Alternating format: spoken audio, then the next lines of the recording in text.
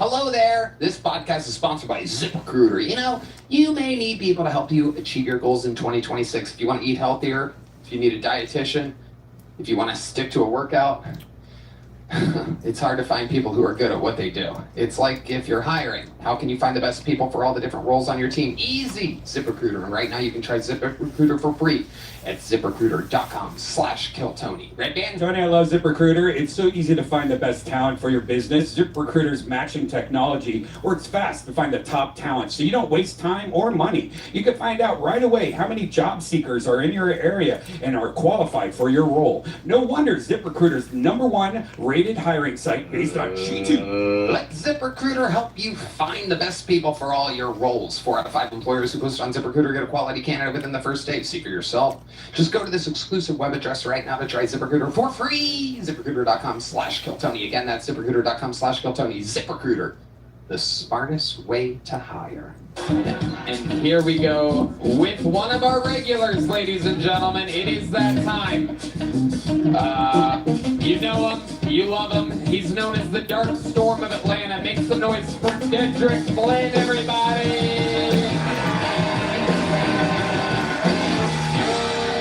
Oh my God. It's so good to be back home. My God, I hate flying. I'm scared of it, and that's not an irrational fear, and I'm tired of people bullying. We're not supposed to be up there. Alright, we're not supposed to be up there, and if we were supposed to be up there, then why did God invent gravity? Alright, God wanted us on this ground, not in the air. If he wanted us in the air, he would have made us angels, but we're not supposed to be up there. We're defying God. Alright, we are defying God being up there. And I'm not religious, but when that plane started turbolizing, nigga, I believe in God. Turbolizing. When the plane got tuberculosis, nigga, our Father who out in heaven, hallowed be thy name. You know, Nick, what? I took my first private jet, right? And I didn't pay for it. Tony did. It was Tony's plane. I was going to open up with Tony, and I can tell y'all this: fuck little planes. All right, fuck little plane. We not supposed to see the captain. All right, that's what we not supposed to see the captain the whole time. Now, I'm supposed to be in 30F, nigga. I'm not supposed to. There's supposed to be room in between, because I'm not supposed to hear what they hear or see what they see. Lie to me over the intercom, all right? I turned around and I looked and I saw the map that they saw with the plane going, and the map was red, and we can agree that red mean bad. Red mean bad, and I know red mean bad because the pilot came and he leaned over to us. He was like, "Hey guys, we're gonna get into some turbulent weather. It's gonna be really increment. Which if people say that, we gonna die. You know what I'm saying? When you start using big words, somebody about to die." And he was like, "Make sure you guys are buckled up," as if I ever took off my seatbelt. And he was like, "Y'all, we're gonna be fine." But the whole time he was talking, I didn't say nothing because I was scared and I was crying. But I really wanted to say, "Nigga, get back up there. All right, why are you back here? This plane takes 2 people." I turn around, the pilot doing this with both steering wheels. They got so much of that. Wow. That's the difference between bucket pulls, golden ticket winners, and Kill Tony regulars. I mean, It was great. absolutely incredible. Do you keep that pace the whole time when you do like an hour? Are you just banging like that? Absolutely. Damn, dude, that's great. It's Absolutely. really funny. You look like both members of Run the Jewels combined. Yeah. Just that flash shit. I don't know if that's mean, but I love you. So. I love you, man. No, That was great, dude. I wasn't sure where he was going. I was a little worried for a second, and all of a sudden you're like, bam! I was on the ride with you, bro. I'm with you. I was the horse. Not supposed to see the captain. Just absolutely hilarious. It is strange. You don't really get used to it. No, that's not what you told me when I was crying. That's not what you told. This nigga Tony is a liar. He gonna look me dead in my face as I'm panicking, and he was like, "Dedrick, this happens every flight. There is There is always turbulence. You'll get used to it. It's a jet, right? He's telling me that, but Ari Matty is sitting behind that nigga, eyes like this, gripping his. He beat him all the time. It don't happen every time. He's scared too. It's not just me. And Ari's seen some shit. Yeah. He was going because the sound of mine was on the plane. Oh no! Right?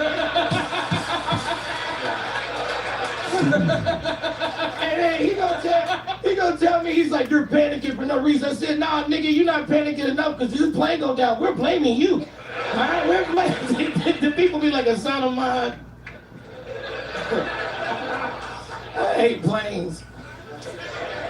It's a little tricky. It's a little tricky. You can feel the turbulence on a smaller plane a little bit better than a big one. Yeah. Better. But it's all Turbulence isn't bad though. But you're not supposed to feel it like that, like in a little plane. On a big plane, yeah, but you're safe as fuck. Oh, it's so scary. I don't trust you, Red Band. Yeah, I've there's- been on the jet with you. great input by Red Band, repeating everything we just said. Amazing stuff. Y'all say that just because y'all landed safely, but y'all know at that time, because I looked at you, look at me, look at everybody else, we thought we was gonna die. Because we weren't even going nowhere real. We was going to Lincoln, California. Nigga, I've never heard of Lincoln, California a day in my life. But there's a sense of peace when you think that you're gonna die. No, Oh. you been popping. I just got started. Nigga, I'm not supposed to die right now. Yeah. You been. Anyway, a nigga with money don't tell me how I'm supposed to feel right now. Well, dude, I was on a private plane with Tim Dillon one time in Europe, and we thought we were gonna die.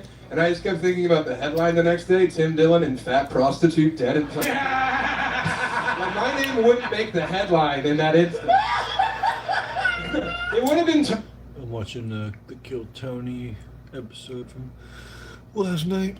Tony Hinchcliffe and, you know, 3 Door Guys dead. That's what they would have done to your memory. They couldn't even mourn me, man. Yeah.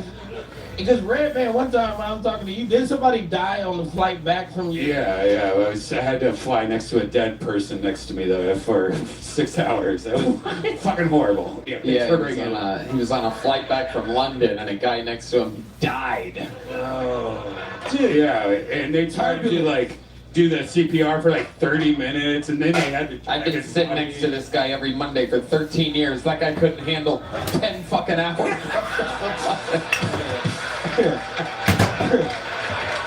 Guys, have any idea how fucking hard this job is? Other people are literally just, instead of watching an in-flight movie, they're like, I'm fucking. Yeah. It's the first suicide in the history of first class. See, This fucking guy.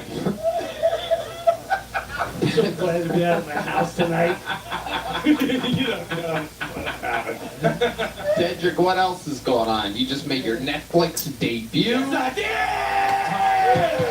have the still in the top 10 on Netflix right now. I think we're top 2, if I'm correct. Top 2, Kill Tony. Stop it. It doesn't matter. It flip flops. These women at home have they're all watching a bunch of bitch shit ahead of us. A bunch of woman shows. These moms are all at home with nothing to do. These fucking anyway. Yeah, that was crazy. 15,000 people was insane. I didn't even know that I had that many fans in Austin, but when they called my name, y'all gave me a standing ovation, and that's why this is my new hometown. I'm renouncing Atlanta, Georgia. Yeah. The dark storm of Austin, Texas. Let's go. Dedrick, you did it again. You are unbelievable. There he goes. The future has arrived. Dedrick motherfucking Flynn. And back to the bucket we go, ladies and gentlemen. You know what it is. The lovely Heidi, everybody. All right, your next bucket full goes by the name of Mike Holder, everybody. Mike Holder. Here we go. Thank you very much. I've got an embarrassing confession to make. I've recently learned that spilling the beans does not mean fumbling a hot Latina. I don't understand these phrases. I'm from Sudan. I'm not American. I just moved there 5 years ago, and as you can imagine, I've been misgendering people left and right, or stuff like that. Until I learned I'll never have to worry about misgendering if I just call everybody my nigger. Makes it a whole lot easier for me. I also learned that in America we don't trust the government. I mean, what kind of government shuts down? And then the Air Force said the freezing Area 51 program, or as I like to call it, putting the aliens on ice, has to be the only country in the world where kids have imaginary friends. But how come it's always one imaginary friend? To me, that shows that even in their imaginations, they're still fucking losers. Fuck up.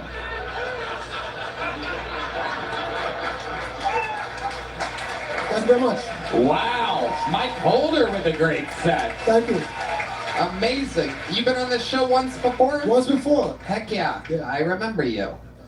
Yeah. I remember you because you blend in with the back wall behind you. One of the rare comedians that blend in with the black brick of the mothership. Welcome back, Mike. I mean, night and night difference between this last set that you had tonight and the other one, right? Yeah, I was You very fucking nervous. crushed right now. Thank you very much. Amazing set. Thank you. How's life been going for you? Remind us, how long you been on stand-up? Coming up on 4 years. 4 years. Yeah. All of it here in America? Yeah, 3 years in Arizona. 3 years in Arizona. You've been here for 1 year. Yes. And what do you do for work? What exactly? I used to work in sales, now I'm just trading stocks. Trading stocks. Look at you. What are the hot stocks right now? Give us some tips. Oh, Beyond Meat. Beyond Meat. Beyond Go Meat. down. That's the. Skeptical, but I'm just, yeah. What do you mean? That's- Tell us what you mean. Beyond Meats is taking off. Yeah, I'm not going to give anybody financial advice, I'm sorry about that, but Why? I can't. Do you have any insider trading you can give us? No, Or just some money? I'd take some money, that'd be cool. no. I'm not there yet, I'm just starting. Okay. So where are you from? Sudan. Sudan. Wow. That's as much as I knew as well. You got a lot of questions. Huh? Yeah. No, it's just that you don't see a lot of people from Sudan every day. When's the last time you said, hey, where you from? Sudan. Whenever I'm in Minneapolis. No, that's Somalia. No, You know, I Not too far off, tried. You not too far know, not too- Sudanese, look at these, right? Tomato. I love it. What are the Sudanese known for? What's Generosity. really? Wow. In what way? Can you give us an example of Sudanese? Hospitality and generosity, they would take in almost anybody. They would take in anybody, unlike America. Is that true, or are you? No, I'm being honest. I'm being Really? honest. Ask anybody. Okay, what else are they known for? Generosity isn't exactly what I was expecting there. Give me another Sudanese stereotype. Stereotype? You're from there. Remember, this is your country. Yeah. Okay, gossip. Gossip. Yeah. Yeah, that's They're the king. Terrible at gossip and backbiting. Show been on. That we're known for. Backbiting. What's that mean? Well, it's been on for like an hour, 17 minutes. So it's about halfway through the show. It's like a 2-hour long show. Red band. That man hasn't been on me since last time. Yes, he Yeah. he doesn't have much in his repertoire, but it works every goddamn time. I love how he crowbarred it in. He set himself up. Yeah. Do you have family back home? No, they all left. Great stuff. Yeah. They all Yeah, left. it's a war-torn country. It's Or messed they- up. Everyone leaves as soon as they can. How did you avoid war there? I got a free green card. How did you get a free green card? Diversity visa lottery. Thank you very much. Thank Wow. you very much. Wow. Yeah, I came there. What year was that? Early 2020. I came in one day before Trump issued a travel ban. Thank God. Right. One day. Yeah. Well, that's one way of putting it. Another way of putting it is you got that green card during the Trump administration. Yes. There you go. Thank you, Tim. You're welcome, Mr. President. You know, This guy Thank you. mentions the travel ban, doesn't mention that he gets to go to the greatest country on planet Earth. Very thankful. Very thankful. It's a great trip. Absolutely. Becoming a citizen soon, hopefully. Let's give some credit where it's due. I thought you guys were known for your generosity. Goodness gracious. So, what's the biggest culture shock for you coming to America? What surprised you about America? Dating. Dating. Pretty weird. Tell us about it. Yeah, because this country is huge, very diverse. Like, just last week, I went out with this real skinny chick. I wasn't sure whether or not she was bulimic, so I took her to In-N-Out. I had to let her make the decision. Turned out she's normal, she's not bulimic, but she's so fucking stupid. I'm sorry, I had to say this. She's not Oh, tell us how you know she's stupid. Yeah, how do you know? She's a history major, and she asked me if BC means before COVID. Oh my God. She asked me if bipolar disorder means stripping at 2 different clubs. It's fucked up. It's fucked up. Too stupid for me. Incredible. That would kill in Sudan. No, we don't have bulimia in Sudan, no. They don't call it bulimia, they just call it being alive. You know? It's very hard, difficult, war-torn. What's your favorite type of woman? All the diverse choices you have here. Mom, me love. Bah. Whereas in Sudan, I'm pretty sure that there was just one thing on the menu there. Yeah, one thing on the menu. But Sudanese women are not too bad, you know. You know what's great about them? Huh? They don't show bruises. Oh.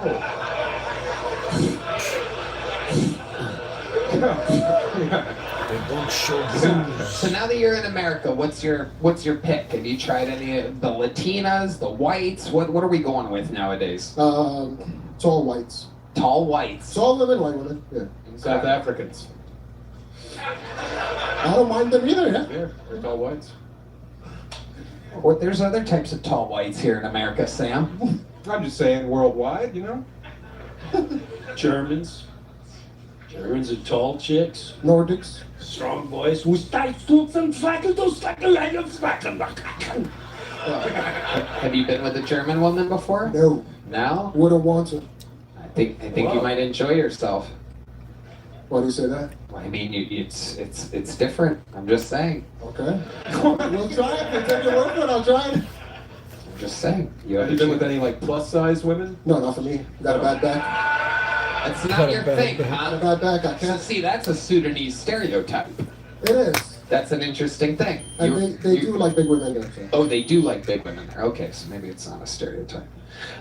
Your family's all gone, but where are they in America? In Europe. All of them in Europe. Okay. And they're happy. Oh, yeah. Are they proud of you? My Amazing. mother is very proud of me. Amazing.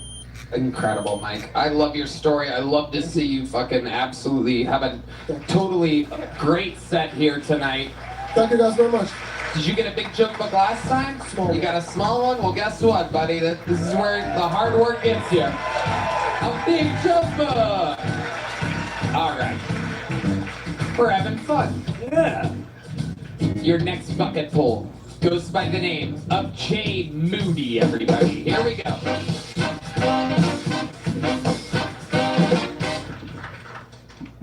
Guys, I've been microdosing a lot. Took a lot. Probably too much. Just a little bit throughout the day, you know, that's how they say microdose. I've been microdosing cocaine. So that's how you do it. If I could afford to macrodose, I would. I can't. They said P. Diddy had 1,000 bottles of lube. P. Diddy had 1,000 bottles of lube left.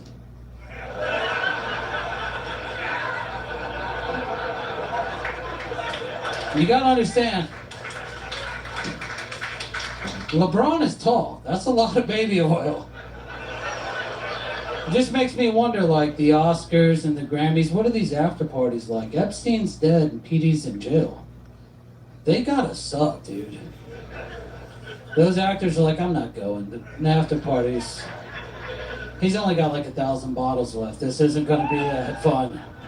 Okay. Okay, Jay Moody. Welcome, Jay. What's up, brother? How long you been doing stand-up? Like 9 years. Okay, where at? Lake Charles, Louisiana, mostly through Louisiana. All right. Hey, there they are. You still live there? Yes, yeah. Nice. So you came here just for this? Yeah, a couple guys have been coming to this. They were like, hey, you gotta come. They've been coming a bunch, and this is my first time. So what do you guys do? You like get in the car and then make the drive day of and then go back that night no matter what, or are you guys staying in town? We're staying in town. We got a hotel room. It's pretty much 6 hours of just dick jokes, and then... Yeah.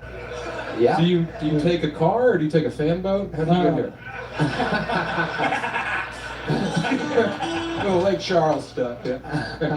We took a Toyota Tacoma to get here. Oh, wow. Yeah, 4 guys, or 3 guys, and then a ton of backpacks for some reason.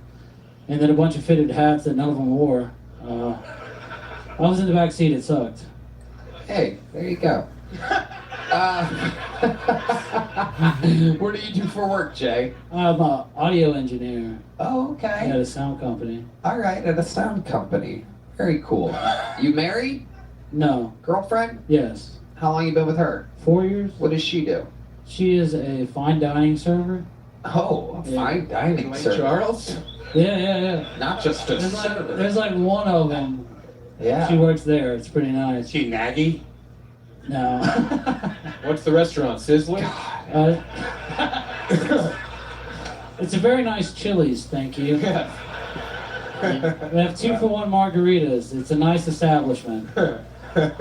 Amazing. Jay, how He's like a grip, don't he? Like every grip at every production, like, hey, what's going on? I'm doing stand-up at night Yeah. too. Oh, cool. Yeah.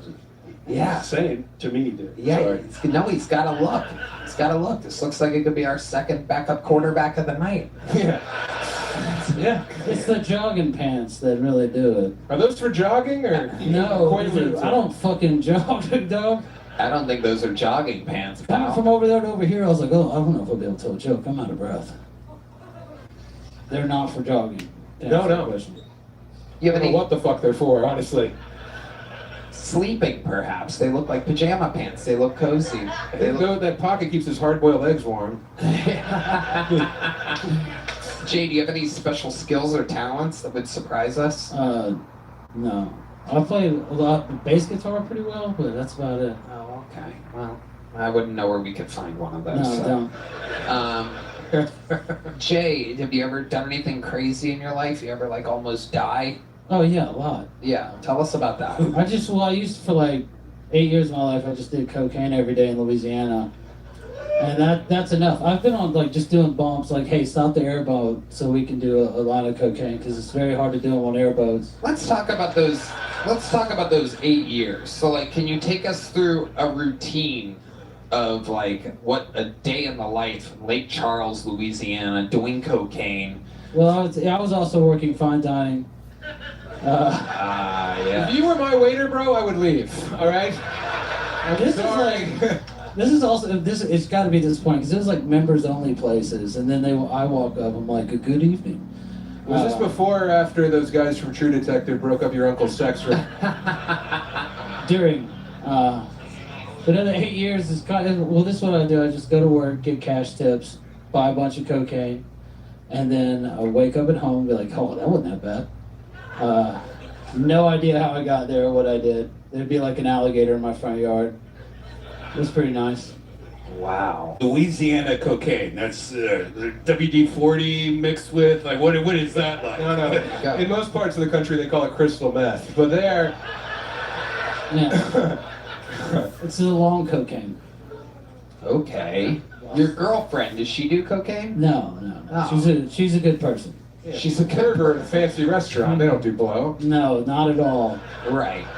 Amazing. Jay, before I get you out of here, what's the most interesting thing about you, other than the fact that you did cocaine for 8 years? Most interesting. I mean, surviving a meth town in Louisiana is pretty good.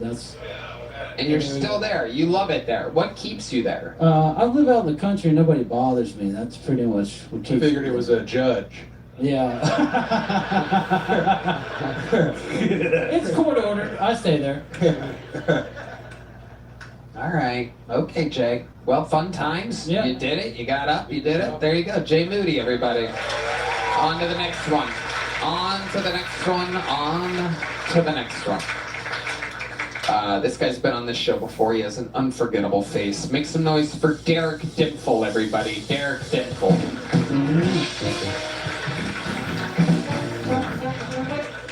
Comedy Mothership, make some noise if you're having a good time. Let me hear you go, woo!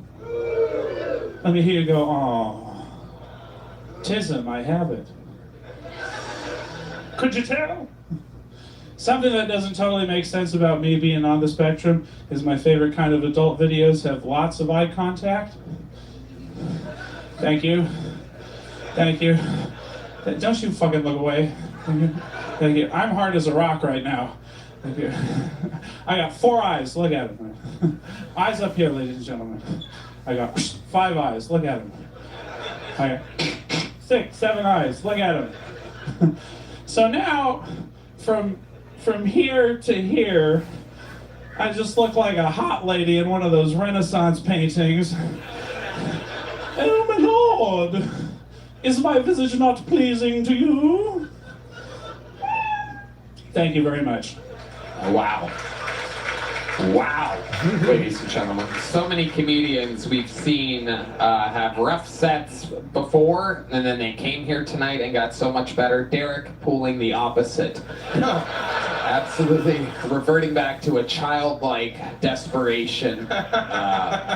Having the crowd make some noise an hour and a half into a show. Yeah. Mothership, are you with me? Hey. I like your perm. Thank you. Yeah. God did that to him. Oh. God and a few electrical sockets, I do believe. And the hand dryer in the bathroom.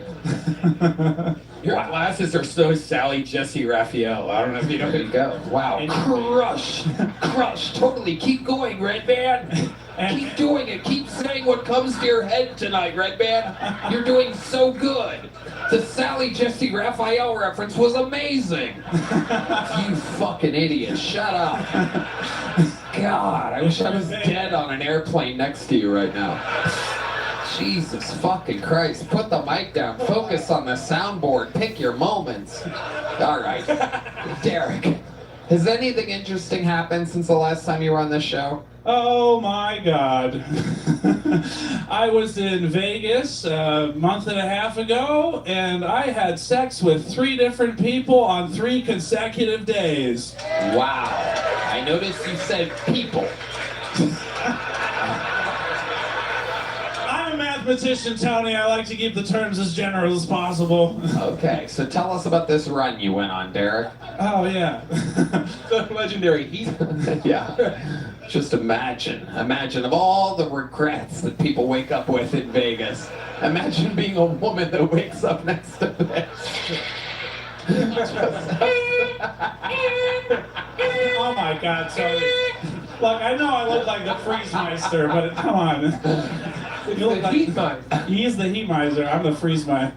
No, I'm wrong again. Okay, how did you get laid in Vegas? Exactly what are you... Charm. Uh-huh. Take us through. Can you give us an example of how you pulled this off? Yeah, well, I got pulled off, but yeah, so Tuesday night, there was a lady who was interested in me, and I went back to her hotel room at the Strat, and she was a black lady named Mahogany. Are you serious? Yes, absolutely, yeah. You hooked up with a black woman? Better believe it, baby. My God, right when you think it couldn't be any worse for those people. Right when you think life couldn't get any harder as a black woman in today's society. Next thing you know, this is who they have on top of them nowadays? On top, to the side. Oh, hell no! I must have been fucked up last night. What the fuck? Looking like a motherfucking Back to the Future ass motherfucker. Oh my Scott! Oh my God. So tell us about this experience with a black woman. I cannot fucking picture this at all. This is crazy. It's like a deleted scene from The Nutty Professor. The Nutty Professor. All right. Easy. All right. Derek. Derek, stick with us here. Answer the question. So, you and a black woman. Was this your first time with a black woman? Yes, it was. I bet it fucking was. Yeah. So what made her, where did you meet her? I was doing a show. You were doing a show and she's like, I think... Was it for refugees? Did she need a place to stay? Oh, Derek, you are so sexy. Okay. Don't you All right, boys. Derek, stop trying to be funny. It's not working out for you tonight. Let's stick with honest answers here. So you met her where? At the roulette table? At the... No, it was sort of. Oh, yes. Wait, what was it called? Hola Habibi. Doesn't matter the name of the place. Oh, it's like We're gonna a keep restaurant. track. There you go. So it was at a restaurant, and then what happened? Oh, and then I got her number, Mhm. and then we were texting, Mm. and she was Good boy. like, I'm here. She invited you back to her hotel room. She definitely And did. what time of the night is this exactly? Just a ballpark will work, Derek. Okay, one- Jesus fucking Christ, dude. 1 a.m. 1 a.m., 2 a.m. Okay. Hey, You go stop. check her place, and what's it like? What's going on? She has the room to herself. No. Okay, she has a roommate. There's 2 twin beds there. 2 queens. Okay, 2 queens. But enough about them. What kind of the bed? Man, I was. So Latifah and all right. So there's 2 queen beds. So there's 2 black women in the room. Am I correct? No. Okay, there's 1 black woman and A Latina. ooh, a Latina woman. Spice. There you go. All right. And then what happens? Take us moment by moment here, Derek. The world wants to know how the fuck you had sex with a black woman. With ease. Okay, keep going. Well, we were talking. We were kind of getting cozy, Uh-huh. and I was also like, Let me ask you this: Are you standing? Are you in bed with her? Are you like sitting in the weird desk chair? well, first I took my shoes off. Ooh, bold maneuver. What the fuck that smell be? Yo, your baby stinking. All right. You took your shoes off at the door? Yeah. Yeah. Oh, hey. Crazy. Yeah.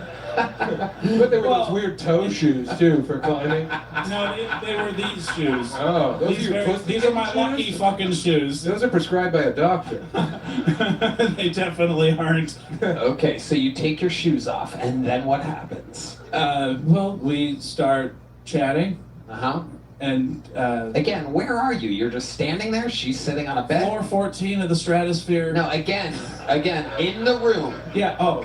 Are you standing there? Is she sitting? Hotels are so awkward, especially. Yeah, standing, talking at first, and then the shoes come off, and then we sit on the bed. Ah, Yeah. yeah. And you hear a little beep. Yeah. Uh-huh. And Yeah. then we're talking, and Uh-huh.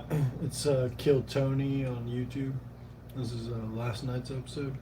and I ask at one point, is it gonna be awkward? Uh-huh. And Give me that dick. she's like, no, bitch, I've been doing cocaine. And we're like, this is my room. Like, okay, cool. Yeah. Okay.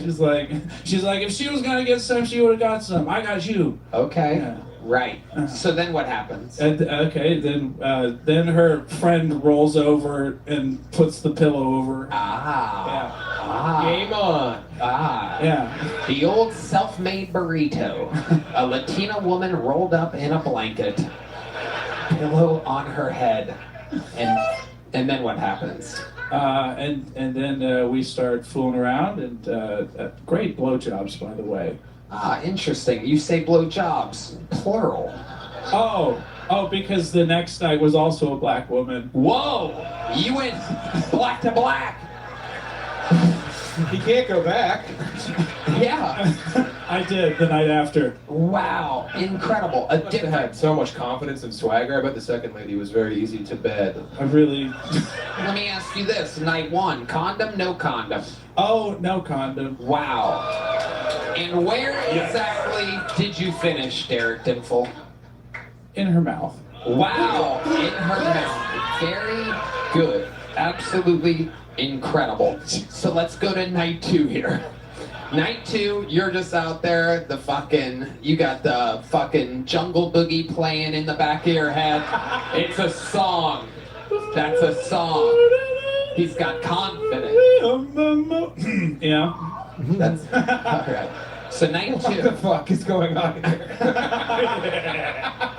Night two, you're out there. Where do you meet this lady at? I had met her the previous night. You got her number. Yes. And then you were texting her as well. Yes. And then she invites you where? Where do you end up with her? Oh, well, I hadn't slept too much the night before. I bet.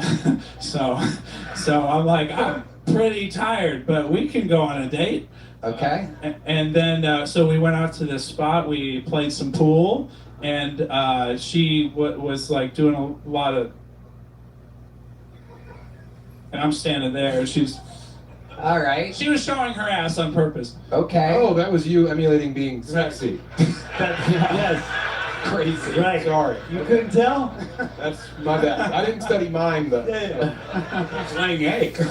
Because she was popping that thing, as we say. So night two, you end up back at her hotel? No, she lived there. She lived in the pool hall. No. She had a home in Las Vegas. Yeah, down in, So you went to her actual house, a place where it would make sense to take your shoes off at the door. exactly. Incredible. Yeah. Same thing?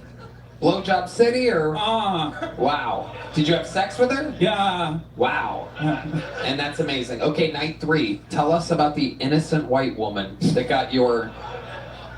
Well, the lady from night two and I were at a bar, and she wanted to get a third involved in the situation, and so we.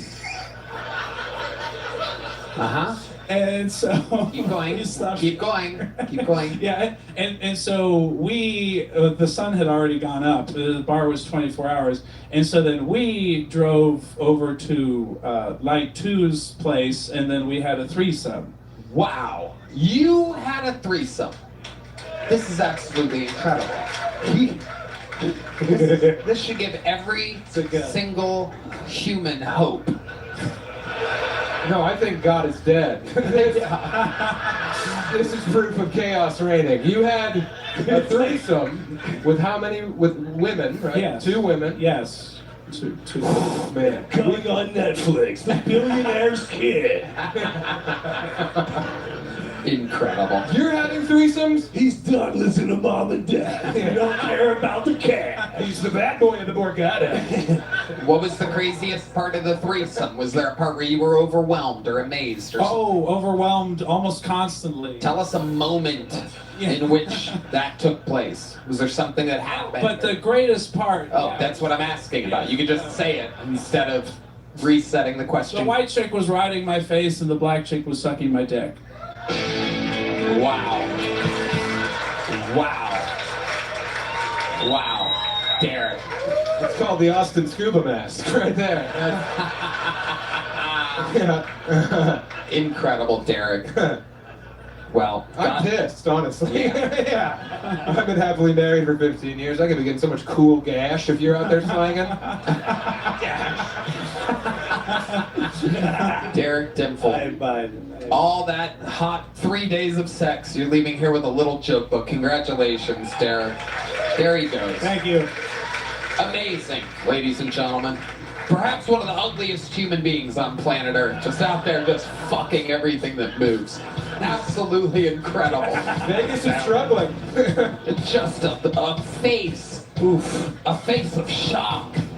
It's like if Jimmy Neutron could molest himself. Yeah. It's incredible. Sally. All right. Make some noise for your next bucket pool, ladies and gentlemen. It is Sheik Ahmed, everybody. This looks like a new name to me. Oh my goodness. It's Sheik Ahmed.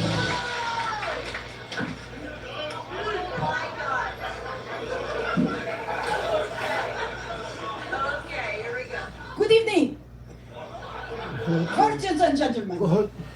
I am Sheikh Ahmed.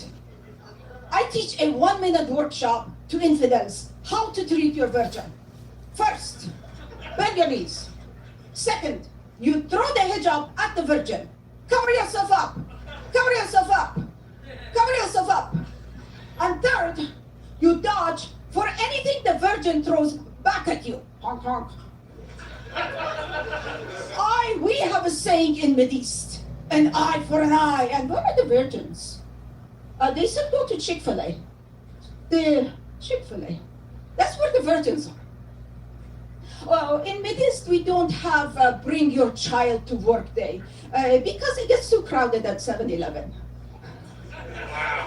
Anyone needs a ride, my Uber's parked outside.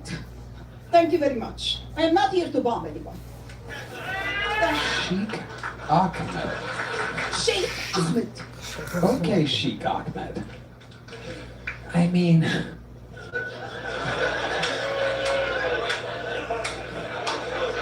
you basically.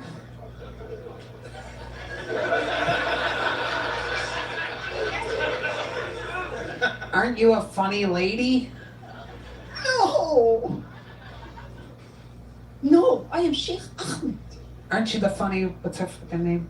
What's your name? What made you want to do this?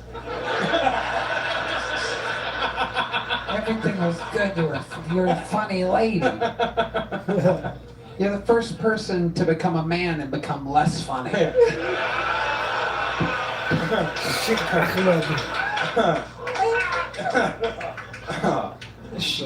Oh God! It's like I died on the drive here. Like everything's so surreal about this show. And then you come out in this insane, great outfit. You know, it's very authentic. Yeah, great penis. But just all the effort put in without the jokes, it's insane.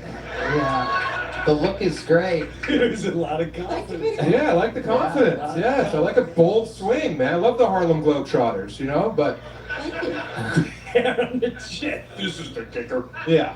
Yeah, the chest hair. Okay, I'm not exactly sure how to interview Sheikh Ahmed. You're a tough interview. I feel like I'm in Guantanamo Bay right now. Yeah, wet t-shirts over my face. Yes, very much. A waterboarding joke, ladies and gentlemen. All right.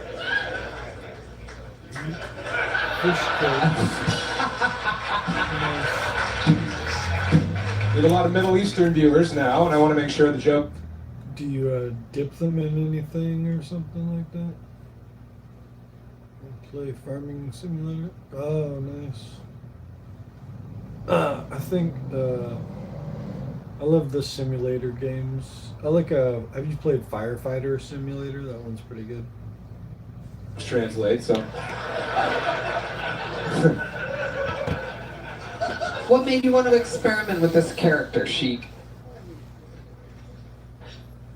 I am being Sheikh Ahmed or I am being Sheikh? Well, I think Sherry should step in here for a second. I think we should talk to Sherry. Very funny. Well, I write jokes about Middle Eastern men and Middle Eastern women and whatnot, so I thought, let me give those lines. It's funny hearing you talk like a woman like that. Yeah. You should have just done that voice. This is actually much funnier. Right, so you're just experimenting, having fun. Yes, yes. I love that. I love that. Have you done this other places, like open mics and stuff like that? I just did this at Banana Phone last night. Okay. Yeah. How'd it go there? Okay. Yeah, fun. But it never goes okay over there. Like nothing ever, the minute is not there for, the laughs. It's just There. gonna roast you. Right. Yeah, exactly. It's a Kill Tony ripoff show. Did you change between gigs? Well, I took these off, Okay. went to sleep, No. took a shower, and then put these back on. You look great. You're looking. Thank you. Very convincing, and I'm less than a foot away. It's like being in Dearborn. Oh. And you're really Iranian? Mhm. Yeah. Yeah. And this is your take on Saudi Arabian man? Yeah. Okay. Did you already have this outfit, or did you buy it, or? Yeah. Do my own hair. hair. I just didn't wax for a few weeks. And Hey, Riyadh between the lines, Red Band. I like Sherry. I miss Sherry. Okay. Here's a little joke book for Chic, though. You could. Thank you. All right. All right. There goes Chic. Over there, Sherry. Chic Ahmed, ladies and gentlemen. All right. This show's crazy. Anything can happen, ladies and gentlemen. Bye, Sherry. You looked at me like, what do we do? I was like, it's your show, bro. You got this. I don't know. I was really confused. Yeah. I'm confused. I don't want to touch it. She's a funny lady. She's a funny lady. Yeah. But whatever that was, I mean, hey, what are you gonna do? Well, you know, sometimes spectacle is rewarded. She took a big swing on a big platform. Hell. Big swing. Yeah. Comes back. Big swing. Back better. Your final bucket pull of the night, ladies and gentlemen, goes by the name of Anthony Walton, everybody. Here we go. Anthony Walton. It's a real show. Anything can happen. Howdy! I just moved out of my parents' house for the third time in my life.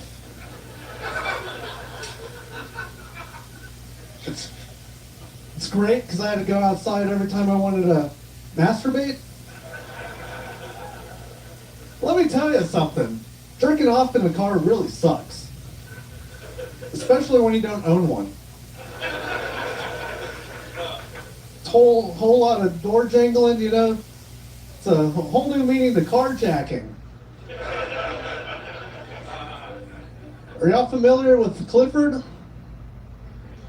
Yeah, hell yeah, we got some readers here in the mothership. It's a good thing he was neutered, right? Can you imagine his big red balls just swinging?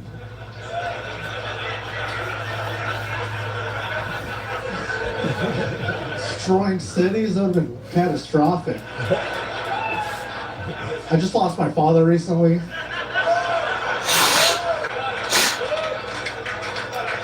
Don't worry, we found him. He was just in the next room dead. Fuck yeah, Anthony Walton. You've been on this show before. Yeah. Numerous times. It's my third time at the mothership. Yeah. It's been a year. Yeah. Awesome. Much better than ever before, correct? That's that. Yeah, they've all been solid, so they've been. Oh, wow, okay. I guess we remember them differently, Anthony. Well, Let's go to the this time, tape, Tony. Yeah. this time I'm like way less nervous, and I'm fucking ready. So. Yeah, that's it. So you agree that this was Yeah, the best for set. sure, yeah. Very good. There you go. All right. Even though they've all been solid. This is Dead Parent Night on Kill Tony. Is it really true? Did you really lose your father? Yeah. So yesterday it was 3 years since he passed. So What happened to him 3 years ago? heart attack. He was like 80. Oh, So like okay. 84. He was ready to go. Cool. Awesome. How do you know if he was ready to go? Because one time he was like going out, and my mom resuscitated him, and he was like, "Damn." What? Keep your hands off me, bitch. Boy, 72 virgins. Well, that was the last guy. Yeah. Incredible. So Anthony, it's been a year since you've been on the show. What's been going on with your life? What have you been up to? Ah man, it's been roller coaster, like breakups, and then getting back together, and then breaking up, and then now it's just like I went through like a depression phase where I was just like, the world's dark. I don't want to make people laugh and do comedy, but then I was like, I fucking love this shit. So like, and making people laugh, so I got back to it. And my fucking car broke down, then I got a new car. I don't know, just up and down. So let's talk about it. Let's start with this girlfriend that kept breaking up with you. Why were you guys breaking up? What was the problem? It was just long distance, basically. Where's she at? Back in Denton, so like where I'm from, so like 3 hours away and stuff. 3 hours. I made the drive today. It was very easy. So, Yeah. well, no, it was just like complicated and shit, and like Tell us about it. What do you I mean don't- it's complicated? I don't want to put like business out there. I mean, this is the show that you're on. So okay. This is the life that you chose, my So, man. What was your dad want? Cheech or Chong? so, so she was also married, Oh, there you go. See, that's great, compelling stuff. but like they're polyamorous. Ah, Slid in and stuff. a lot of oohs and ahs. Yeah. Ooh. So, did he know about you? Yeah, we're cool. Like, Okay. He was cool with some fucking Eskimo banging his wife? well, he's also Latino and shit, so. Okay. Hey, the roadie's here to fuck you, honey. So, I'll be in my Oculus. Let me know. Yeah. Let me know when he's done. I'll get the towel. Have fun with bloated Dave Grohl, Yeah. This is stung by bees. the food fighter.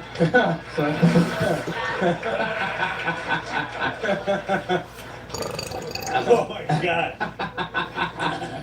So just anyone can get laid now, dude. Yeah. Cool, you gotta get a divorce, Sam. You gotta. No, I love my wife very much. She's very pretty, but it's just it's flummoxing looking at the data set that I've aggregated this evening. That's all. Yeah. You're about to say something there. What are you gonna say? I was just saying, like, another literally shitty thing. I had like a wonderful Thanksgiving, and then it just ended horribly with just me shitting myself in my car. You shit yourself in the car. Yeah, so like, Take us through this moment. so I got invited to this wonderful Friendsgiving, comics, socializing, ate shrooms, ate food, like, wonderful time. Something I wish I knew was if you eat a fuck ton of cranberries, it works as a laxative. And I wish I knew this before, because I was also a little drunk just eating these cranberries, telling people, It was probably the alcohol, eat these bro. cranberries, they're delicious. You're on shrooms, you're a little tipsy. Supposed to Yeah, blame well, the this was like after I cranberries. came down from the shrooms. Oh, okay. And then I was just popping them like a pill popper pops pills, just telling people they're healthy for you, they're good. Yeah. And then I was like, I gotta go. And I was walking outside of my car. So it was your car. Yes. Okay. And I turned around and I was like, fuck. I was like, if I go back, they're gonna know. And I should have just been an adult and shit in his house. But I was, Yeah, by the way, the shrooms had not worn off yet. Yeah. Just to let you know. They're all gonna know I shit. Yeah. If I go back I have in, to they're all- kill them all. I ate all the cranberries. That was weird enough. Now I'm back to shit. Fuck. Oh, torches. I was telling them that cranberries are healthy. They probably fucking knew that, didn't they? Everyone fucking knows that. My dad is dead. I thought I had discovered cranberries. I thought I was the first. You guys try these cranberries? they're covered in sugar. They're fucking delicious. Wow. But So there you are. You're walking to your car covered on in Thanksgiving. sugar, Is this your man. family's Thanksgiving? no, They're my covered friend in Spencer sugar. invited me to his other friend. Wow, name drop. Shout Love 'em. out Spencer with the shit your pants cranberries. Amazing. Yeah, so like, so I didn't go home for the holidays, and then I was just like, I can make it. And I made it to a 7-Eleven, but they were fucking cleaning it, and they wouldn't let me use the restroom. And I begged, I was like, please, I'm gonna shit myself. They're like, no, you know.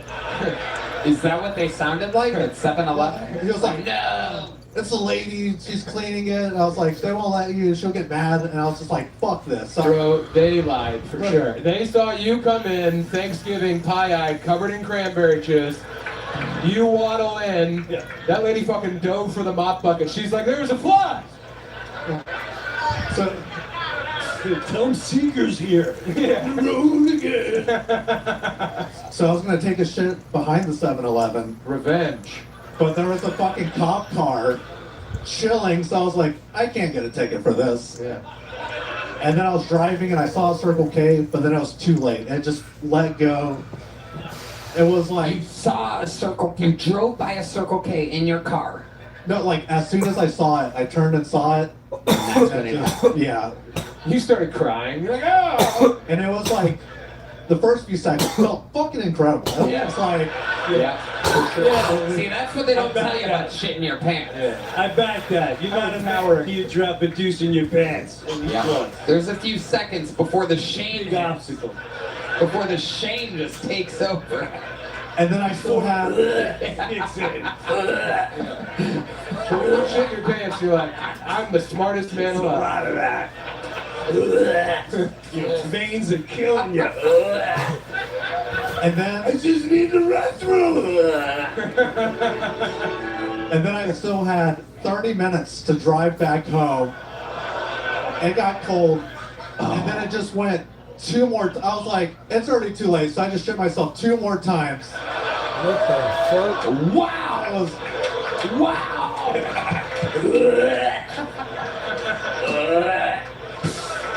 They'll never know. but then, You've done it again. What kind of car do you have? 2015 Honda Civic. What? Okay. What color is the interior?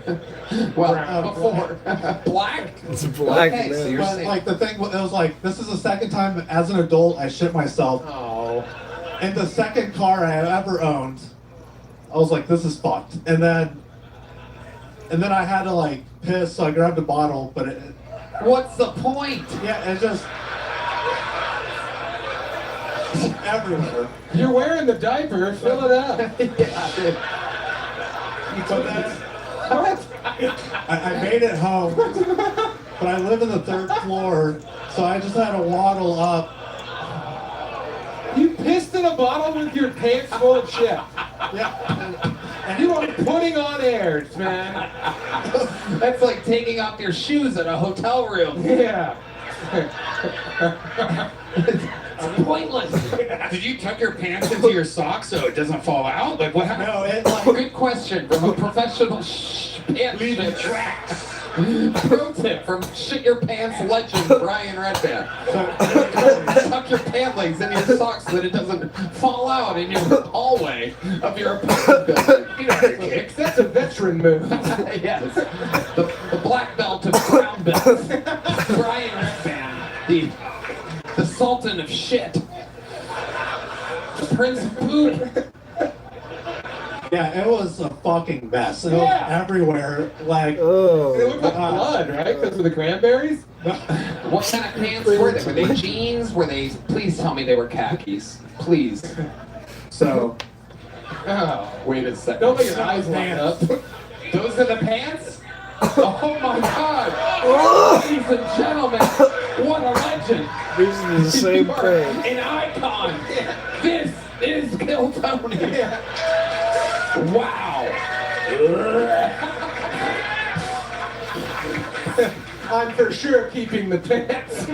I'm not made of money. Yeah. I Wow! just washed them like 3 times. Wow! These were the shoes, not the socks. These weren't the socks or underwear. Wow! But You are a legend, Anthony Walton. Absolutely incredible. One of the greatest interviews of the night. Anthony Walton, everybody. There he goes. That is how you shit your pants. If you're gonna shit your pants, you fucking multiple times. In multiple places. Yeah. He shit his pants in different area codes. Wow.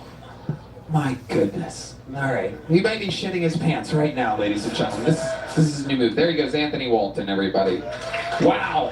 There he goes. He's still going, everybody. He's still there. He's still there, ladies and gentlemen. There he goes. All right. What an episode this has been. Did you guys have fun tonight? Well, I got news for you. There's just one person left, and it's the only guy that could possibly close a show like this. He has the record for all-time appearances on the show, all-time interviews. He's a living member of the Kill Tony Hall of Fame. Ladies and gentlemen, some people call him the Memphis Strangler, the Manila Gorilla, the Big Red Machine. This is William Montgomery.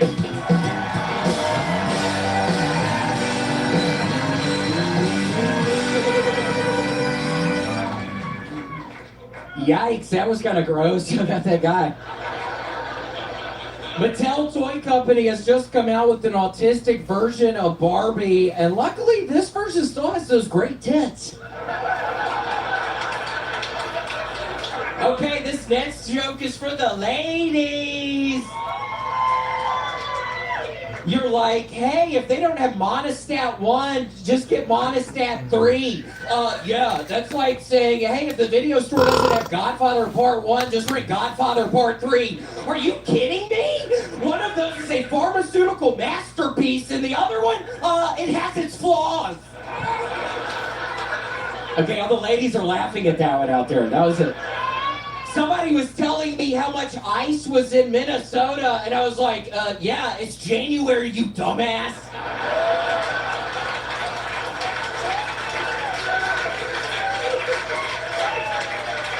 This weekend I got a new Mercedes in Mario Kart! If you get hit by a green shell, it costs twice as many coins. The mechanic said it's the German design. Okay, that's my time. Thank you. William Lights Out Montgomery has arrived back on his royal throne of It's been a while. It seems like it's been a little while, Tony. No doubt about it. It's been a while. And I'm still not rowing, and I've discovered, I almost feel like I don't even need to tell you, I've discovered this new type of video game that Tony, I think it may be a retarded person or like a little child. I've been playing like these games that are like for little kids, I think, but I play them all day long, Tony. Tell us about it. What? Well, I've been playing something called Nuclear Gladiator 3000. I played it for 3 days the other day straight. I'm not even kidding. 3 days straight. You're basically looking down at the map and you're this little person and you're shooting all the little characters around you and you're slowly upgrading your stuff. Sounds sick. Yeah, it's so fun. But doing that, I've been neglecting the row machines. So I got to figure it all out, Tony. I'm not doing great at the beginning of this new year, so I got to figure it out. Why do you think this is all happening? Why do you think you've kind of stopped working out and leaning on video games all of a sudden? I don't know, Tony. There's a problem. I have some sort of problem in my head, I think. I mean, I'll be okay, but oh yeah, you're agreeing with that one, Red Band? Nobody else did. Oh, the old... Why did you fucking agree with, you think, so what's wrong with me then, Red Band? What do you think? Well, the game you're playing is not called Nuclear Galaxy Man 3000 or whatever you said. Yeah, Nuclear Gladiator 3000. It's called Vampire Hunter or something, right? Yeah, that's another one. Vampire Hunters, that's another fun one. This is great. Thanks for throwing a wrench into that. Tony's already been hating your ass tonight. I've been hating your ass tonight. Anytime we take a little vacation like we did, he comes back just terrible and needs a complete reset. Timing's off, interrupting stories, asking absolutely dumbest questions ever. But that's my buddy. This is my little... Oh, everybody likes that. This is my little buddy, everybody. Ugh. Anyway. Are you doing okay with the passing of Bob Weir? Yes, rest in peace to Bob Weir. That was a big deal for you, right? Yeah, I think I was listening. Based on how you look all the time. Yeah, no, I always was a bigger fan. I think I'm going to be more devastated when the guy from Blues Traveler passes on. Hey man, people keep sending me pictures. I look like that guy before and after, and it sucks. Yeah, you're looking good. You lost a bunch of weight. Thanks, man. Yeah, you look cool too. I'm just so happy for you. Oh, thank you. Hey, two friends, you know, I'm stoked. Incredible. But yeah, Tony, I'll figure it out. I'm just gonna. Jim Brewer, what do you think? It reminds me of, no disrespect, when I see you, I feel like Ron Howard's, like the one brother no one knows about is really angry. I got way more talent than Ron today, right? I'm the one that was the real director. I'm just saying. Remember Gallagher? And you were like, who's this guy? It's Gallagher too. Are you serious? You look like out right now. You look like Clint Howard. Yeah, Clint Howard is. Clint Howard. Yeah. All right, that one duck like the joke. Good. Yeah. He's a real pretty daughter. I think if I was in that situation, I'd be talking to her or something. Yeah, exactly. So, William, we've been off for a couple weeks, other than the Hold video. on, did some idiot say, oh my god, because it was really funny? Or why did some idiot say, oh my god, right there? What, did you not fucking hear me? I have not been feeling good recently, and then I hear some dumbass in some kind of moment of weirdness right there say, oh my god. I hope that was a nice oh my god. Seriously, I've been on the edge for the past number of days. I'm not even kidding. So I hope that was a nice oh my god. I'm not kidding. William, what would you do? What What did the idiot say it was and not?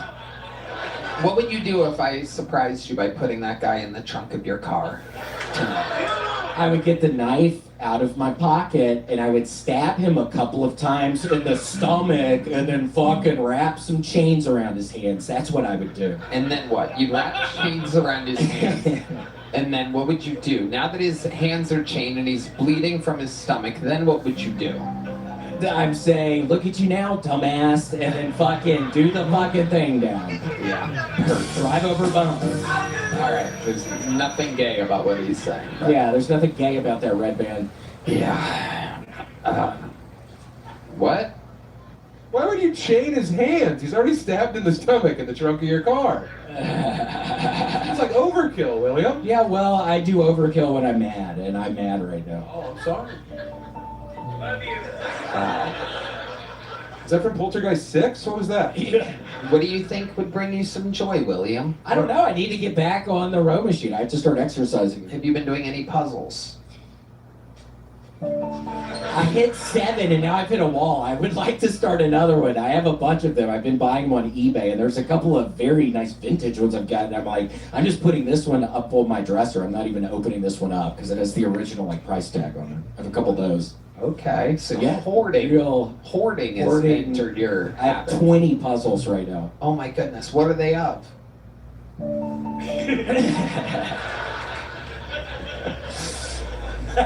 Specific type of puzzle that you're buying? Well, the next one I think I'm gonna do is Baby see, wait a Jesus. minute. It's fucking Small puzzle, that'll be easy. Joseph. Yeah, it's 1,000 pieces. It's the manger scene. I think Oh. we're gonna do that one, even though it's past Christmas. But I think that's the next one. Nothing better than a manger scene late January. Yeah, that's what I'm thinking. Almost my birthday. I'm almost 39, Tony. Wow, Wednesday next Monday, When's your birthday? January 26th. Wow. Wayne Gretzky's birthday. Amazing. I'll never forget it. Thank you. You quit rowing? You were Yeah. having so much I was having so much fun. I'm very self-destructive, so I know it's really good for me. But then I really love deep down in some sick kind of way. I like hurting myself. So that's what I've been doing recently. Well, it just looks like Been you came hurting here in a myself. rowed boat, you know? You look like an ancient mariner. I thought it'd be easy for you. I know, me too. I'll start doing it again. I almost went today, and then I didn't. Do you wear the Gretzky jersey when you're tying him up and killing him in the trunk? Do you wear the jersey? Gretzky jersey? Yeah, fucking wear the Gretzky jersey when I'm beating his fucking ass. Wait, what did the fucking idiot say again? He said, oh my god, or what did he say? Yeah, you're really gonna be saying, oh my god, when I'm fucking hitting you and I got the fucking Kings jersey, fucking Gretzky Kings jersey. Could you even imagine that? Really? Yeah. I'm beating his fucking ass in the fucking... Yeah. Get out of Yeah. What would be the last thing that you would say to him as you're watching the life leave his body?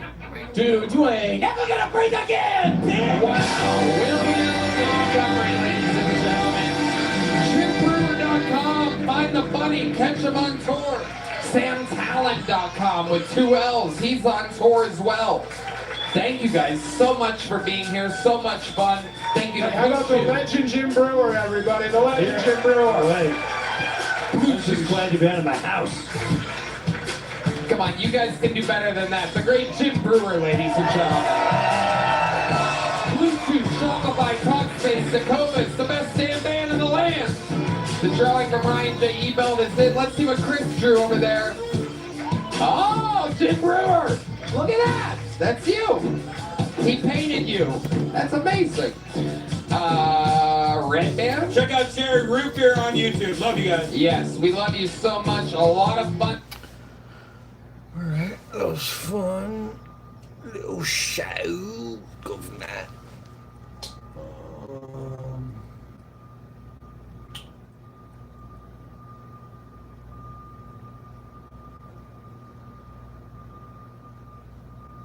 With AlphaSense, you're not just monitoring the market, you're building your future with intelligence. You were up and moving before anyone else was up and moving.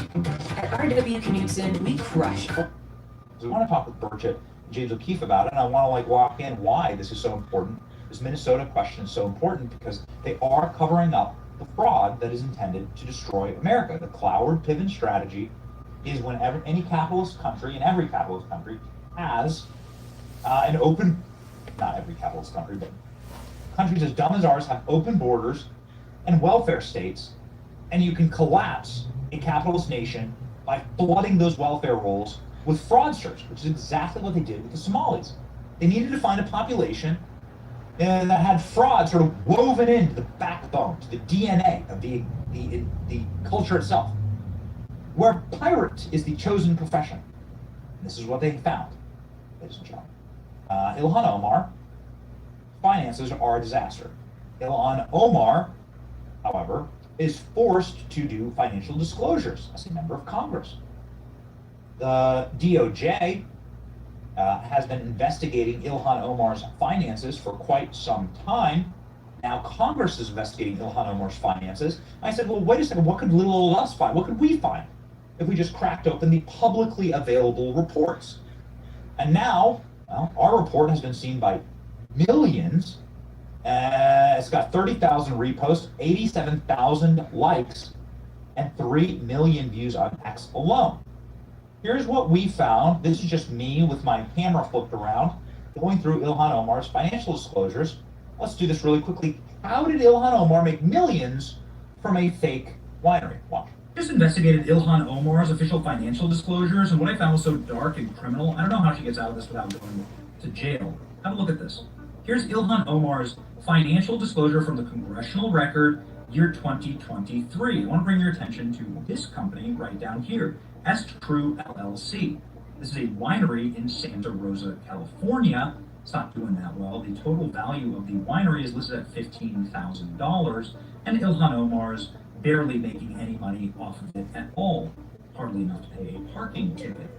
Okay, that's fine. Nothing really mysterious there. Businesses fail all the time.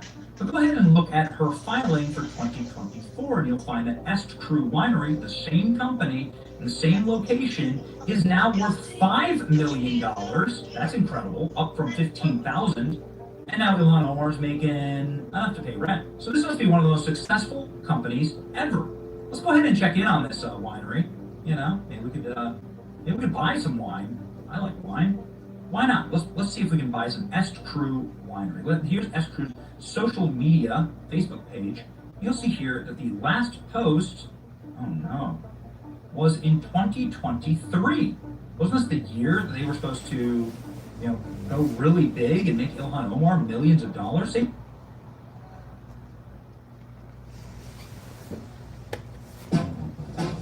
Get Ultra delivered with DoorDash. We know your to-do list is long. Just make sure self-care is on it.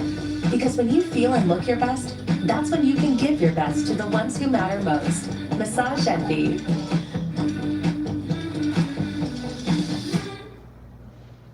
CNN polls prove Americans want every illegal deported? Sometimes I like blunt questions because they sort of get at the underlying feelings that people have. So this is about as blunt a question as you can get. Deport all immigrants here illegally. I will note the ABC News poll asked about undocumented immigrants. So we have slightly different questions, but these were all taken within the last month.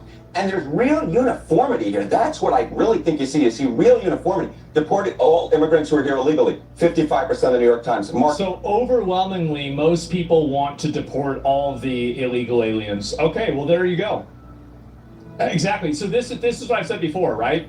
The entire idea that this is an unpopular opinion is bullshit. It's a bullshit opinion.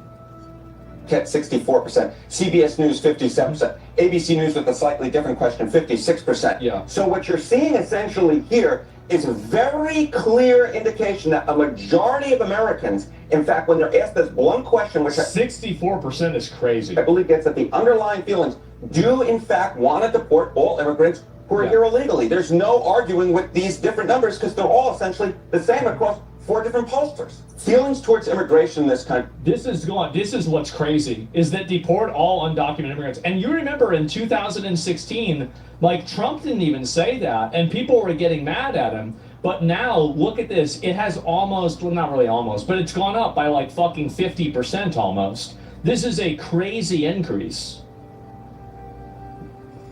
Feelings towards undocumented immigrants and deporting all of them have become considerably more hawkish, and I think that gives Donald Trump much more leverage to go with the American people and sort of have these hawkish, some might say harsh different rhetoric and also issue-based. This is why they voted for him. This is what the people want. It is.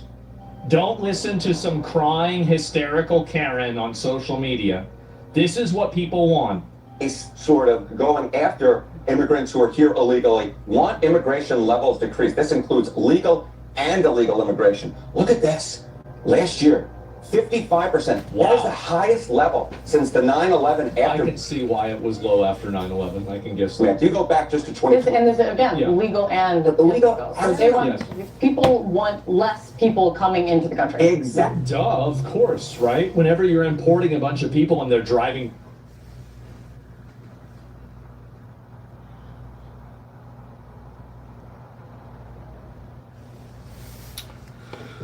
And now you need to come up with those numbers. You can't just keep saying, I don't want to remember this. I don't want this to be true. It can't be, because I don't have any idea why I would have done that.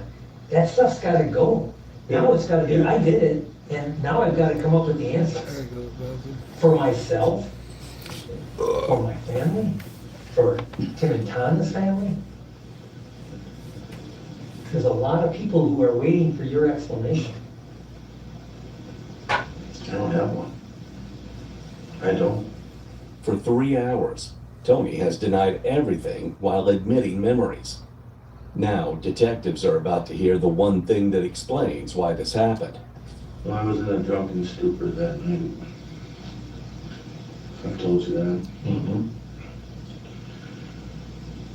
Yeah, I don't.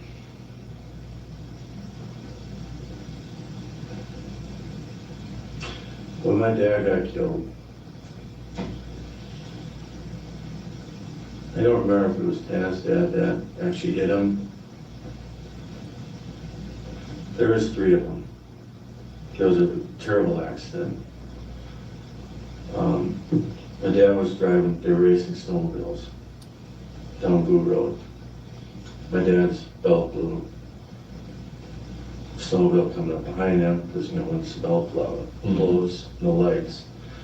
Hit him, killed my dad instantly. The third guy coming up ran that guy over. It was a horrible accident. Excuse me. And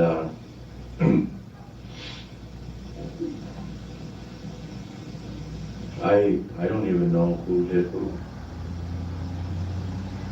I was 5 years old, I remember the big fights at the funeral, because my mom and dad were going through a divorce. My mom got blamed for it all. I remember that. And for whatever reason, that night, I had never even thought about any of that before. I remembered that. And this one's boring too. that's what I remember about why I would have been at, why I went to the house. I was drunk, and all I could think about was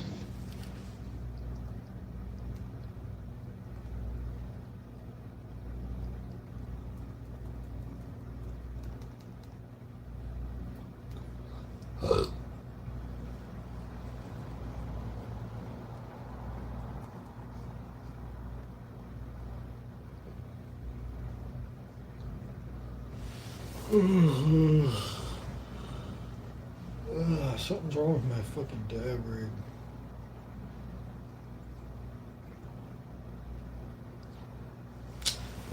Damn it.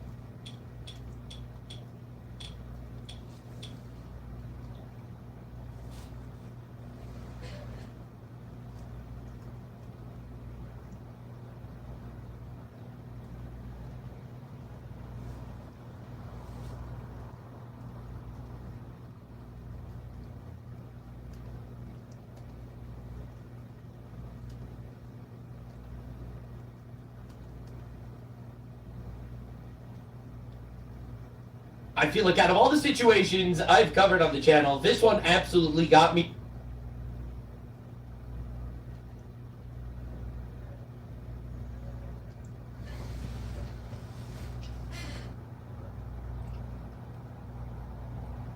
The reason it's different is because of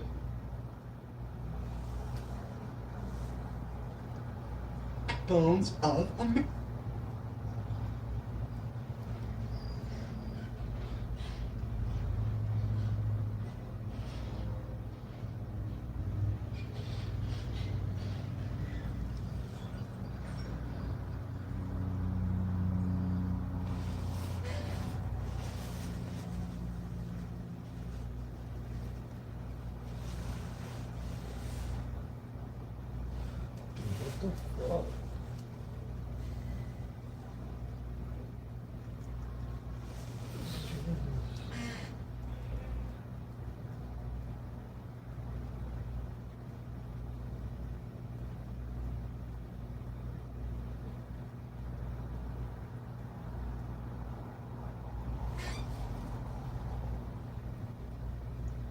You were involved in 2 aggravated robberies this morning.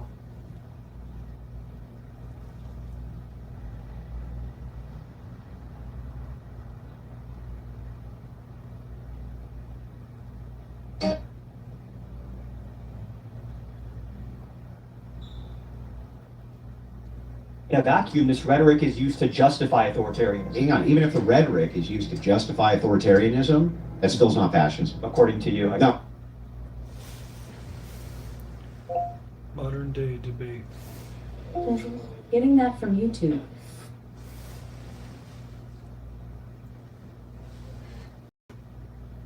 Icon 7 will be in Houston, Texas on Saturday.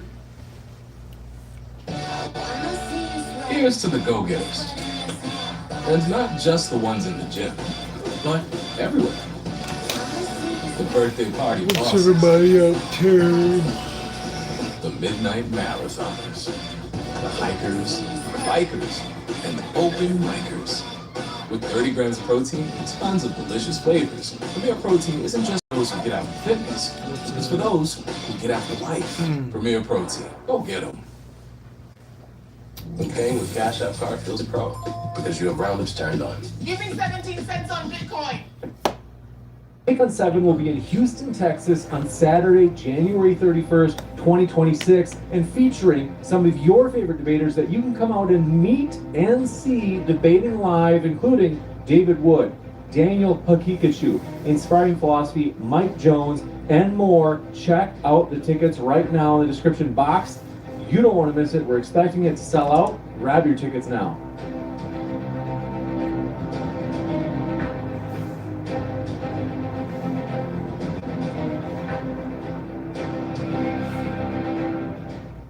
Hey everybody, today we're debating whether or not Trump is a fascist, and we're starting right now with Adam's opening statement. Thanks for being with us. Adam, the floor is all yours.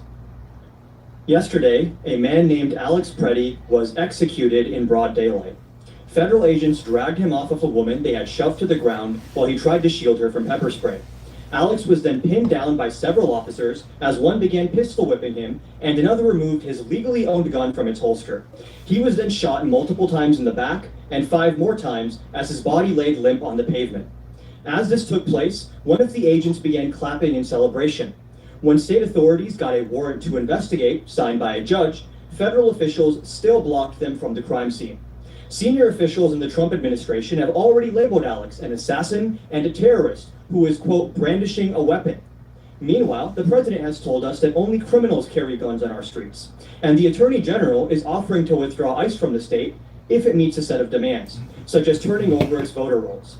In the midst of this, and countless other violations of American norms, civil rights, and basic decency, the word fascism has taken center stage. It's the word you'll hear thousands decry in unison as they march on the streets, and it's the word I'll be using today to describe the ascent of Donald Trump in American politics. The obvious question then becomes, what does it even mean? And the truth is, scholars have argued that question for decades, but are still farther than ever from consensus. For the purposes of this debate, and my use of the label more broadly, I'll be drawing from 2 of the foremost scholars on the subject, Jason Stanley and Robert Paxton. Together, their frameworks effectively lay out both the characteristics of fascism and the mechanics of its growth. In his aptly titled book, How Fascism Works, Jason Stanley lays out his 10 pillars of fascism, characteristics which, when they emerge together, can be used to identify fascist movements. These include the mythic past, which is harkened back to as a nation's true identity, propaganda used to mask unpopular methods and goals with ideals that are widely accepted, unreality calling into question and manufacturing what is true. Hold on. Victimhood assigned to traditionally dominant groups who see equality as a threat to their position, and law and order used as a framing to divide the nation into those who are lawful by nature and those who are inherently lawless. Of course, all of these pillars can exist in isolation. Many even appear together, often overlapping with other forms of authoritarianism. But fascism should enter the conversation when they emerge concurrently and consistently as a pattern over time. That pattern is precisely what is laid out in the work of fascism's most prominent scholar, Robert Paxton, whose functional analysis of the term redefined the entire field, and in fact, directly refutes the Italian definition of the term I've heard Andrew use before. In his essay titled The 5 Stages of Fascism, he says, the words of fascist intellectuals, even if we accept for the moment that they constitute fundamental philosophical texts, correspond only distantly with what fascist movements do after they have power. Early fascist programs are poor guides to later fascist policy.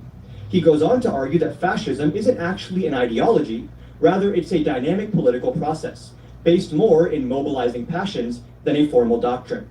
Specifically, he lays out the 5 stages of its growth, like a cancer metastasizing within the body politic. Stage 1 is simply the emergence of proto-fascist sentiments, a discrediting of liberal and democratic values in favor of nationalism. Of course, this has been ubiquitous in modern democracies for decades now. But in stage 2, this sentiment takes root in national politics, often by becoming a player in the scene through a political party. Its success here is dependent on the presence of weakness or deadlock, either a humiliated state, seen as a nation in decline, or a polarized one, where the right refuses to accept the legitimacy of a growing left. Stage 3 is the acquisition of power, a milestone that many fascist movements are never able to reach. Interestingly, Paxton points out that this often happens through legitimate means, as fascists find common cause with conservatives, while downplaying the excesses conservatives would find threatening. The 4th stage is the exercise of power, though this is actually not unilateral. Instead, fascist leaders are often forced, at least initially, to govern in association with the conservative elites they've joined, creating a 4-way power struggle between the leader, his party, regular state functionaries like agency heads or judges, and traditional elites like churches, the army, and big businesses. This all culminates with stage 5, where fascism can go in one of 2 directions, radicalization or entropy. Either the leader or his party double down on the extreme goals they had temporarily hidden, or the traditional elites win out and the state settles into a more default authoritarianism. While complex, these frameworks make a few things clear. Fascism is a style of politics. It's an orientation towards the use of power, relying on just as much as its actual governance. And importantly, it doesn't always win. That's obviously a lot to remember, so for this debate, I've tried to distill it into something more concise. Fascism is a reactionary, ultranationalist, authoritarian movement characterized by appeal to a mythical past, malicious delegitimization of institutions, and pursuit/use of power to suppress and vilify outgroups. It arises as a response to perceived upheaval of sociocultural norms, national embarrassment, and/or elitism in society. This is a diagnostic definition of what we can call the fascist minimum, the true core of a concept that typically appears in many different forms. But to be even more clear, I'll be making 3 affirmative claims today. 1, that Trump is an authoritarian whose political project seeks to centralize and consolidate power by engaging with our laws in bad faith. 2, that he uses his position of power to vilify, intimidate, and oppress his opposition or those he designates as members of an outgroup. And 3, that he builds, fuels, and justifies this movement with allusions to a once glorious, now desecrated past, which can only be reattained through ultranationalism. I'm eager for Andrew to challenge these 3 claims and invite him to do so. But I am also curious about what his position is. Does he believe Trump is not a fascist, or is he just unsure? Because if it's the latter, I'm happy to convince him of my position. But if it's the former, I also have a lot of questions for him. Namely, that even if his definition is more narrow than mine, how could he not at least classify Trump as an authoritarian with fascistic tendencies? The man who says, quote, "I alone can fix it," who called for the termination of the US Constitution and said, quote, "He who saves his country violates no law." The man who calls his opposition vermin and in speeches to our military calls them the enemy from within, while saying that undocumented immigrants poison the blood of our country. Of course, he cloaks this darkness in the veil of ultranationalism, making America great again, saying the forgotten man and woman will be forgotten no longer, and that, quote, "The bedrock of our politics will be a total allegiance to the United States of America, and through our loyalty to our country, we will rediscover our loyalty to each other." Maybe Andrew will tell us not to believe our lying ears and eyes, or that Trump just says a lot of shit. Maybe he'll reference Article 2 to excuse virtually anything done with presidential powers, or downplay all the cases of lies, rights violations, and non-compliance as good faith mistakes or novel legal theories. But after watching a man get executed and hearing the federal government lie to our face about it, I'm frankly sick of hearing excuses and false equivalencies. I'm sick of being told to call stage 3 cancer a benign tumor just because the illness isn't terminal yet. So I hope this debate can serve as a detailed exploration of Trump's politics and an interrogation of both my 3 central claims and Andrew's claims to the contrary. I want to close with a quote from someone who seems to agree with my position here, Donald Trump, who said just months ago, "I did get elected for crime, but I didn't get elected for doing. This is many, many steps above. I want to thank Stephen Miller. I'd love to have him come up and explain his true feelings, maybe not his truest feelings. That might be going a little bit too far." Thank you very much for that opening, Adam. We're going to kick it over to Andrew for his opening as well, but first, quick housekeeping. Folks, if you didn't know, DebateCon 7 in Houston, Texas, it's less than a week away. It's Saturday, January 31st. Grab your tickets now. They're linked in the description box. It's going to be huge. We're expecting it to sell out. With that, we're going to kick it over to Andrew for his opening as well. Andrew, thanks for being with us. The floor is all yours. Damn it, Con. You were the one. I thought it was going to be I was hoping it was going to be a whole different thing, but it's just the normal tedious shit. So it's fine. This is exactly the debate I prepared for, unfortunately, but I had hope. I had hope, Con. As we engage in this debate on if Trump is or is not a fascist, there are a few things I want to point out in the outset of the debate, a few tactics which are going to be going on. If I were my debate opponent, I would fallaciously argue that Trump isn't, quote, a full-blown fascist, but he's just mostly a fascist. And I'm very certain this is where he's going to go with this. So I wanted to, in the outset, prepare a demonstration for why this sort of arguing makes no sense and should ultimately be rejected. By the way, it's exactly what he did. I will do this by talking about chimpanzees and bananas. You see, a chimpanzee, by some accounts, shares 98% of the same DNA as a human being. Does that make a chimp 98% human? Do they seem 98% human to you, or do they seem like something else entirely? Here I want to demonstrate this principle. This is a banana. It shares 60% of genes with human beings. Does it seem like it's 60% a human being, though? No, it doesn't. If I peel it, like I just did, and I eat it, am I engaging in 60% cannibalism? No, I'm not. Of course not. It's ridiculous on its face. But it's likely my opponent's going to try to tell you that Trump shares X amount of traits with fascists, exactly what he did. And so he's mostly a fascist. He's mostly a fascist, which is mind-boggling to me, but the standard fare argument of the idiot left. This needs to be rejected immediately for the obvious reason, which is ideologies have overlap but differ greatly in what they actually are, and why they are or are not the thing. My opponent defines fascism, and I quote, "Fascism is a reactionary, ultranationalist, authoritarian movement characterized by appeal to a mythical past, malicious delegitimizing of institutions, and pursuit of power to suppress outgroups and vilify outgroups. It arises as a response to perceived upheaval of socio-cultural norms, national embarrassment, or elitism in society." He bases this definition largely, he says, on fascist scholars like Robert Paxton, Jason Stanley. I think that they would reject this definition, honestly, because they don't consider Trump to be a fascist. They don't consider him to be a fascist, which is hilarious. Okay? Even Paxton, post J6, right? When he said that he's fine with the label now, still doesn't consider Trump to actually be a fascist. Under his criteria of fascism, which I'll grant for the sake of argument, Sanders would be a fascist. Bernie Sanders, the guy this guy likes. If we took out ultra-nationalists, he would fit every criteria Con listed. Sanders has an authoritarian movement. He wants to nationalize many industries away from the private sector. He would need state power to do so in a way which would obviously be oppressive to private interested parties and people. He appeals to and speaks positively of communist nation, appeals to their past policies and glories. He delegitimizes institutions maliciously like healthcare, police forces, ICE, all sorts of things. He wants to use state power to vilify the outgroup, millionaires and billionaires, and he wants power to do so. Now, is Sanders a fascist? Of course not. This is an example of how nebulous this broad definition can be used, because it's just silly. Would this make him 60% fascist? No, it's ridiculous, because the core pillar isn't there anymore. It's not there anymore for Sanders than it is for Trump. And that's this one pillar, ultranationalism. While I have a very different definition from Mr. Khan, I got to use a Star Trek reference of Khan, right? On what fascism actually is, and the pillars which hold it up, I would like to point out by his metric, Trump isn't a fascist and can't be because he isn't an ultranationalist. And without that, the whole pillar and house of cards falls down. Nationalism is a belief your country should come first before other nations. Ultranationalism is the belief your nation comes before everything else.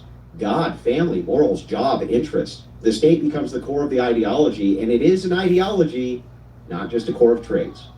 Trump is barely even a nationalist, let alone an ultranationalist.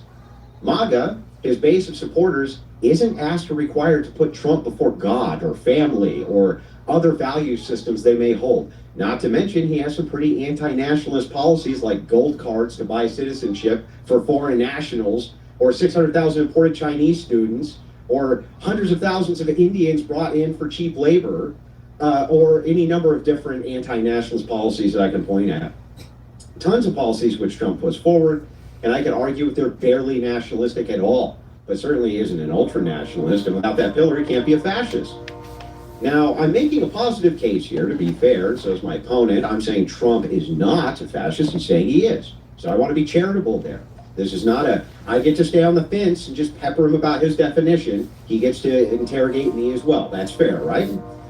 I'm happy, on demand, to provide my definition for fascism, its course, philosophy of the third position, if you would like.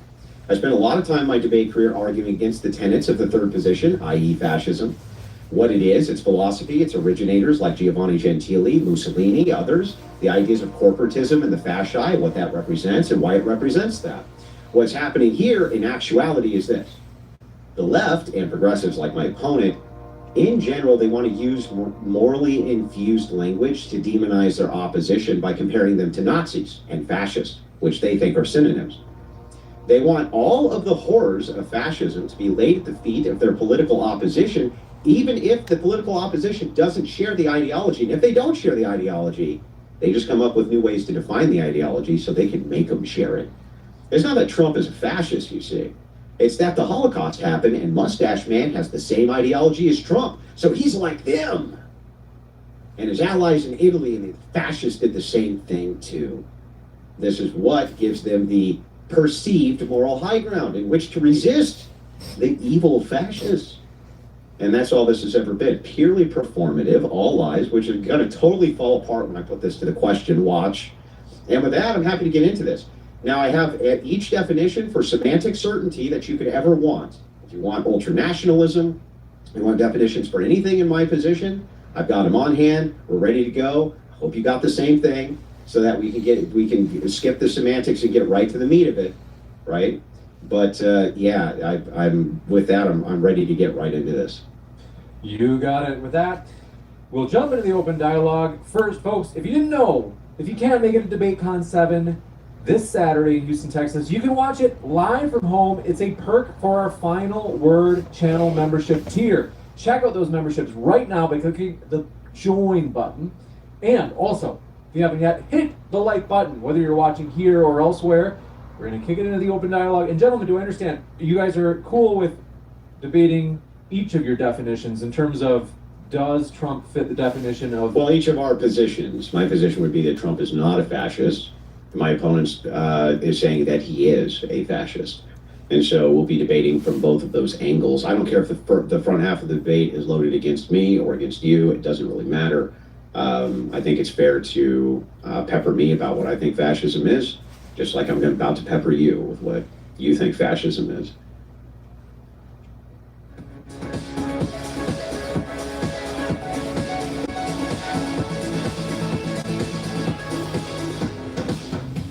Warning, this product contains nicotine. Nicotine is an addictive chemical.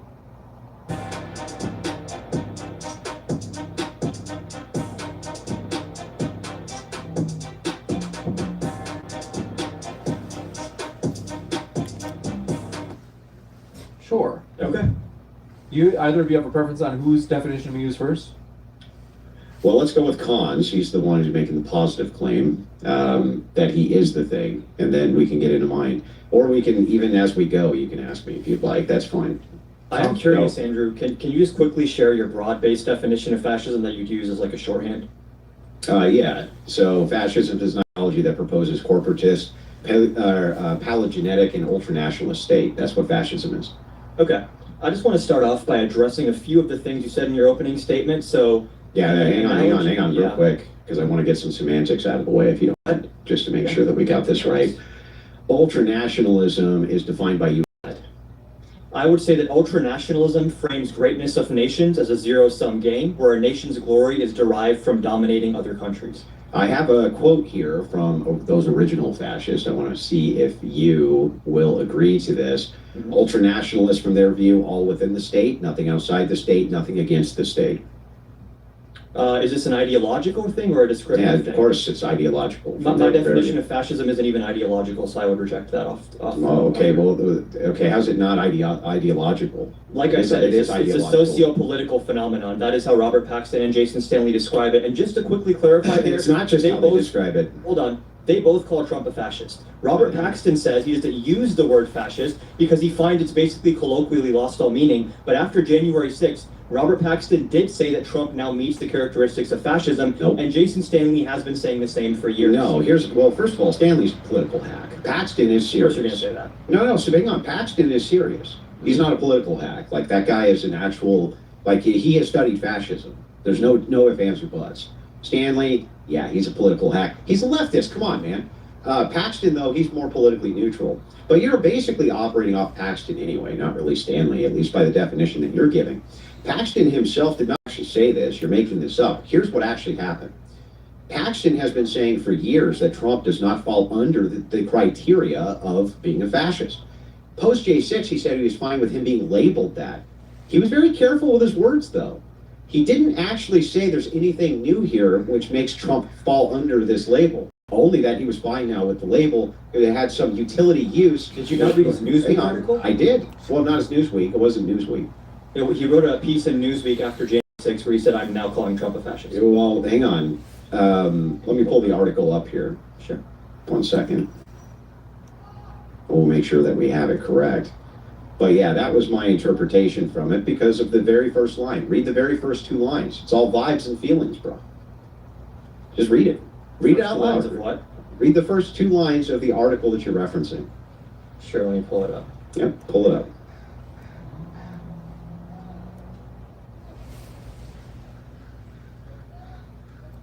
I'm curious why I pulled that up. Where are you deriving that you didn't call Trump a fascist? Well, he was very cautious with his language in this article. So it's literally titled, hold on, let me make sure by Robert It doesn't matter what it's titled, it matters what I've he said. hesitated to call Donald Trump a fascist until now. Yeah, I resisted for a long time applying the fascist label to Donald J. Trump. He did indeed display some signs. In 2016, I mean, you want me to read the whole thing? Or he goes on to say just he's now... right in the first line, right? Uh-huh. I've hesitated to label Donald Trump a fascist. Uh-huh. Even though he had telltale signs, Past right? tense. Yeah, what was the Hesitated new, past tense, What's right? the new criteria, according to your definition, that Trump fell on after J6? What is it? I believe he said the leveraging of political violence. I can find specifically... Yeah, what about you, though? You have a specific definition here. Mm-hmm. Did you agree with Paxton that before J6, Trump wasn't a fascist?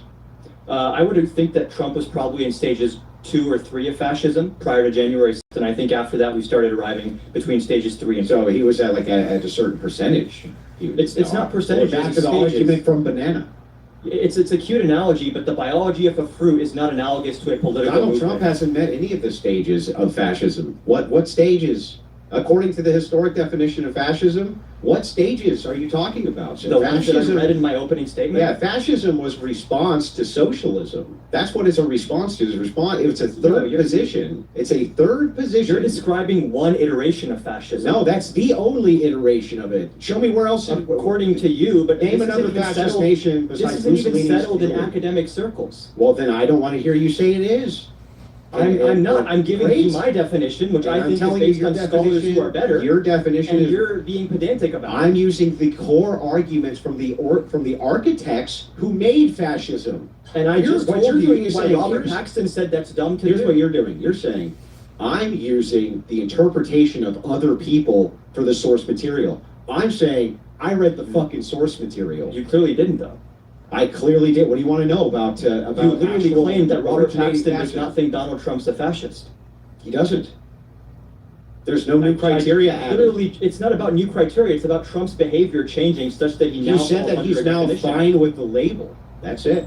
And I can also, if you're talking about, okay, this is just what do you call him? Giovanni Gentile is the guy who describes what fascism is, and you think Robert Paxton is valid here. He himself has said the words of fascist intellectuals, even if we accept. Hang on, Yeah. you're conflating a couple things. Okay. I agree that Paxton is a popular scholar for fascism, namely because he basically is trying to give you guys a name the trait argument and leftists love it. Not that I see that his authority on You have to poison the well with that. Not that I see that his authority on fascism is correct, because it has nothing to do ultimately with third positionism, and I completely reject it based on the definition that I gave for fascism, which is 3 core pillars, and you need to have all 3 of them there. Starting with yours, though, your definition, how's Trump an ultra-nationalist? I actually have it written down right here. So he, hold on, here we go. He builds, fuels, and justifies his movement with allusions to a once glorious, now desecrated past, which can not only be ultra-nationalist. reattained. Can I finish? You hear the word ultra-nationalist in there? He builds, fuels, and justifies his movement with allusions to a once glorious, now desecrated past, which can only be reattained through ultra-nationalism. He talks about the return of a golden age of the nation and an era of decline that went after. Yeah, you're talking about what's called paleogenetics here. That's You're talking about scholar, paleogenetics. Roger something. Yeah, you're talking, but that's what it is. It's paleogenetics. So the thing is like, paleogenetics. you don't need to, overlap but that's between what it's definitions describing. there. What you're describing there is not ultra-national. I just want to be clear, there's plenty of overlap between different. What does that have to do with ultra-nationalism, dude? Nothing you just said has anything to do with ultra-nationalism. I already answered your question Hang on, earlier. stop, bro, stop. Let me finish. It's Answer the tautological. question, no, let me answer. It's tautological. Okay, what you're doing is you're saying, the way that Trump is ultra-nationalistic is because he says things that can only be achieved through ultra-nationalism. That's not telling me how he's. I think you're how misunderstanding my he is- claim. Well, then tell me how he's. So ultranationalism is sort of an aesthetic or a communication strategy in this case, where his governance frames American greatness as a zero-sum game. That's For not America what- to be great, it must maximally use its power in a might makes right framework. That's just nationalism.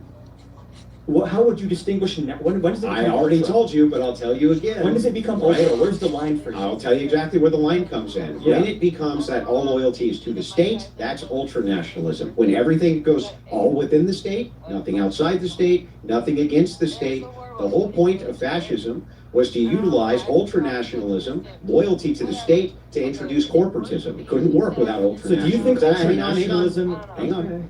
Because ultra-nationalism itself, right, is not, corporatism is not even possible absent that. So threshold breaker is not, now, so let me ask you the same question in reverse.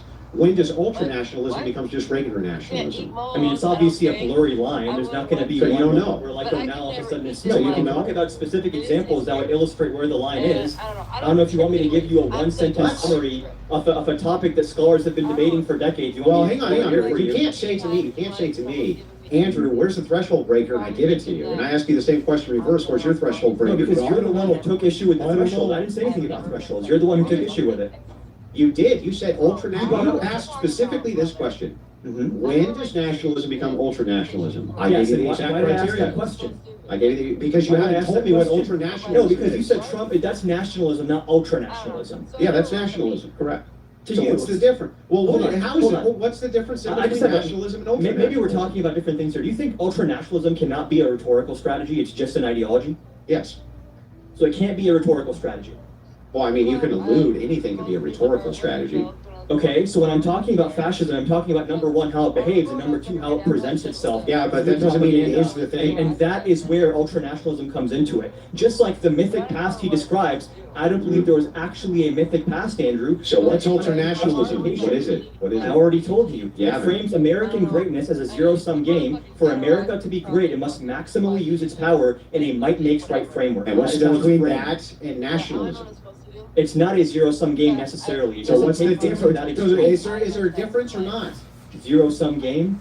Is there a difference or not? Yes, I think ultranationalism takes nationalists into zero-sum territory, which changes how it's going to behave on a world stage, and starts overlapping with imperialism as well. No, ultranationalism from a fascistic point of view. From your fascistic point of view. From your from definition. Giovanni Gentile, the orchestrator of fascism, the This is like inventor of asking it. a cult member how cults work and using his ideology to define like the science of cults. Like it just doesn't make sense to take What are you one talking iteration about? of fascism in Italy and say this is how we define all fascism now.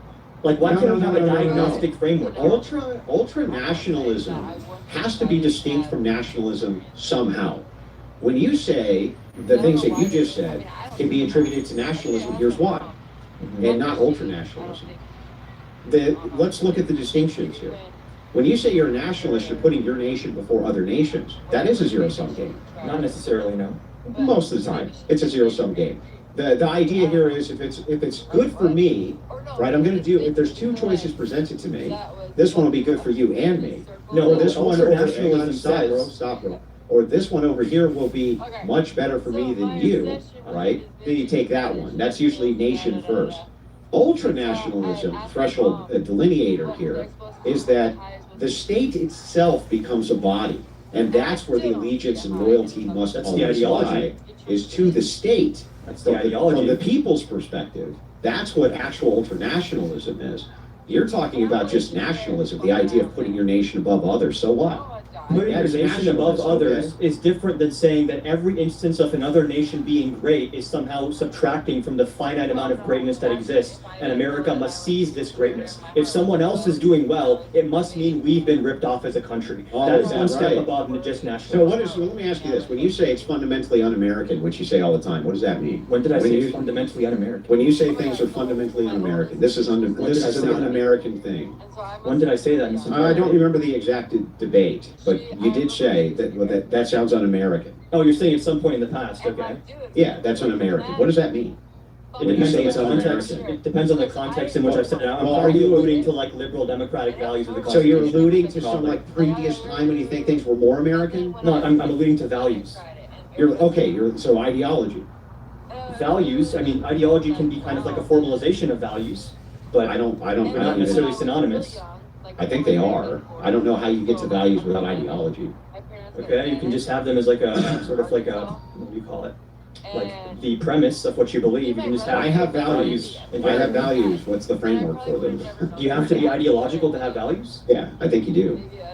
So people that don't have an ideological framework, they don't value anything, they have no preferences, or Yeah, usually they're called moral anti-realist or nihilist. So yeah, no, but they would still generally don't. descriptively have values. They have preferences. They choose to do certain things over others. Well, they value certain things hang over on. others, right? If they have preferences, then we're getting into ideological territory and dogmatic territory, right? Well, an ideology is going to be like internally consistent, usually, and codified or Yeah, formalized. so if you versus say I have a values. preference for things I like, that's the highest value. Now we're in It's not dogmatic really an territory. ideology, though. That is really an ideology. Okay, I don't know. It is really disagree here. This is like we're going in 100% circles on this. But I don't know. anyway, that aside, the distinction here is on ultranationalism versus nationalism. Yeah. The whole idea for ultranationalism, within all of the framework in World War II, especially, Yeah, I understand right, your was not just with Germany, right? It's a 1,000-year millennia. It's going to be the Third Reich 1,000 years into the future from Benito Mussolini. This is going to be futurism, man. We're going to be Italians with cool cars, and we slash each other's faces with swords and shit. We love this stuff, and we have part of this is going to last for 2,000 years. That's what it's going to be. It's an ideology which is formatted around the loyalty and body of the state being adhered to as the highest value to citizen. That is ultranationalism. Trump does not run. Trump does not run anything with, well, you can't give me a threshold breaker. You just say, oh, no. Wait, do you think that two things can't be distinct if there isn't a very I think solid you're not line making a between them? case. You're not making a case, though, No, for how these are distinct. The supposed issue you're trying to point out in my logic, I'm just trying to clarify if you'd hold that standard in other situations. Do you think if there's like a blurry delineation or a blurry distinction between two concepts, that means we ought to call them the same thing? Not always, unless we have something which is conceptually a delineation which is provable. Do you accept there can be ambiguity in delineations of concepts that are very Sure. closely related? Yeah, of course. That's all I'm saying. That's part of my argument, but it has nothing Part to of do my with argument as well. Has nothing to do with this argument. What you're asking me to do is in a vacuum tell you if there can be overlap or ambiguity between concepts or relations of ideology. Or I guess not in a vacuum in Hang real on. life as well. I concede that that is the case, right? But in this case, I'm not conceding that. So do you agree with me that while I can concede that that can be the case, that it can also be the case where there is something which is distinct? That Yes, can and be I think pointed to. the Hang on, last hang on, place hang on, we hang on. find Let me that finish the social question. Let me sciences. finish the question. Yeah. That there is delineations which can be made between ideologies that can be easily pointed to, like Marxism, for instance. I can give you a very easy delineation between Marxism and other forms of ideology. Stateless society could be one of those, right? Things that we could agree to as being distinct, right? And what does a stateless society mean, and how we get into that. In this case, you're not actually telling me where it is that how we get to the ultranationalist thing. Multiple times. No, you didn't. You just said there's ambiguity. I'm glad you brought up the Marxism example. So yeah, you can probably give me easy distinctions between Marxism and like capitalism, but giving me distinctions between different types of Marxism becomes a lot more blurry. So it is true, there are many situations where delineations can be pretty binary and it doesn't have to be overcomplicated. The last place where that would be true is the social sciences. Okay, Like, tell me. biology. I just want to hear the distinction. What's the distinction between ultranationalism and I've nationalism? told you, making it a zero-sum game multiple times. Like, I don't Yeah, know. but how is that different than just regular nationalism? Regular nationalism doesn't necessitate zero-sum frameworks. Okay, give me an example of that. Of like regular Of nationalism? a nationalistic policy that's not putting the nation first in a zero-sum category. Well, it's putting the nation first, but not in a zero-sum way. Okay, give me an example. This of could that. be like doing protectionist policies. How can you be putting the nation first unless that was a zero-sum? How does the nation come first if you're compromising on the nation coming first? What are you asking? How are you putting the nation first if you're willing to compromise on putting the nation first? What do you mean willing to compromise on putting the nation Well, first? if it's the case, you agree with me, nationalism is putting your nation first, right?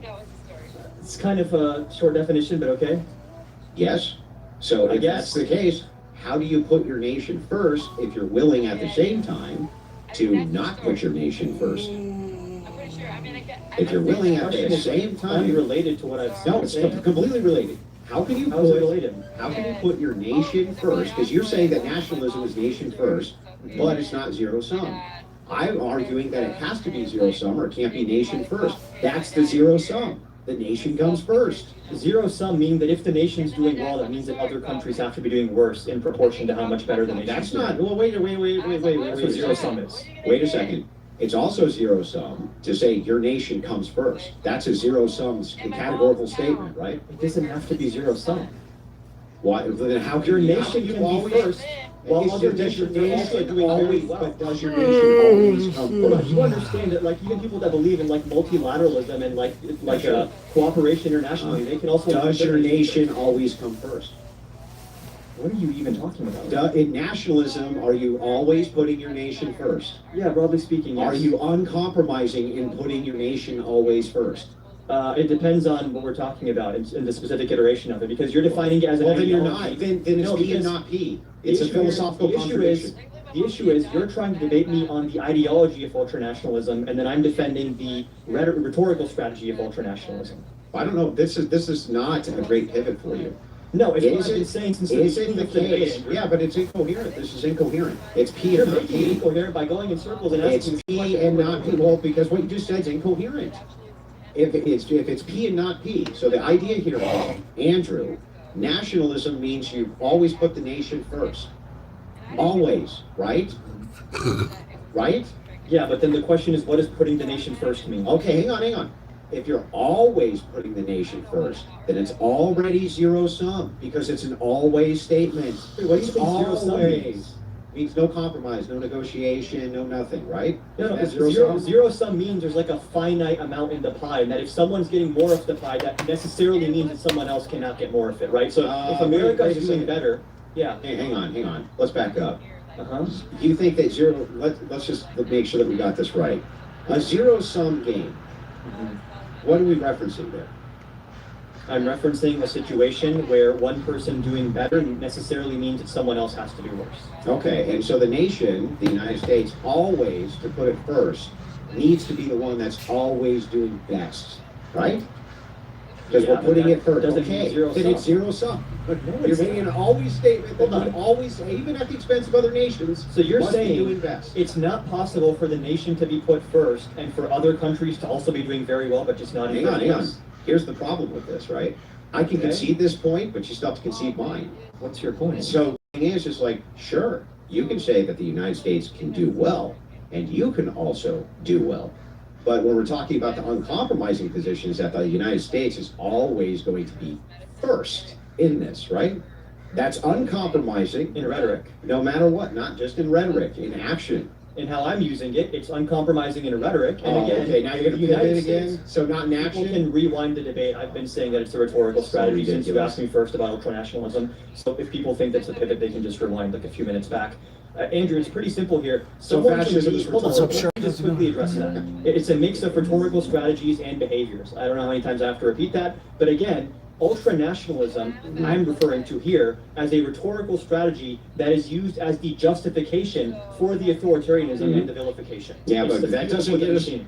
Yeah, but that doesn't get us any close to what ultranationalism actually is. It doesn't And get that's- you any closer to it. It doesn't get anybody any closer because it's tautological. So ultranationalism is the very thing that we're appealing to justify. Yeah, I have a lot of different clothes to wear, I guess. I just put my bathrobe on because it's the warmest thing I got. This other thing, and that's what ultranationalism is. It's like that's a tautology. No, The I thing- explained what ultranationalism No, is. you really It's didn't. You functional said it's a utility in zero-sum- fascist You said it's a movements. zero-sum game. When it comes to nationalism, yes, it's an Okay, so extreme form of nationalism. are you saying that ultranationalists then can't make compromises with other nations? Substantively, they could, but they'll never admit it rhetorically.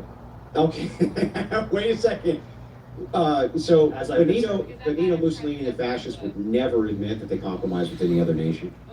I mean, if it was an allied nation, he might, because it's going to be Well, then actually bolstering his What own. are you talking about? If the compromise is not at the detriment of his own nationalist sentiment, then what would be the issue with that? Well, because in this case, I can actually give you examples of where. The heat's on, but for whatever reason, it's still kind of cold in here. So but sometimes it gets so hot, I gotta turn the heat off. So it kind of depends on the day. Where fascists compromised with other nations, which would have been them making a compromise, even though they were How long do you want to stay ultranationalists. on the ultranationalism thing? Well, I think that it's the core of your pillar.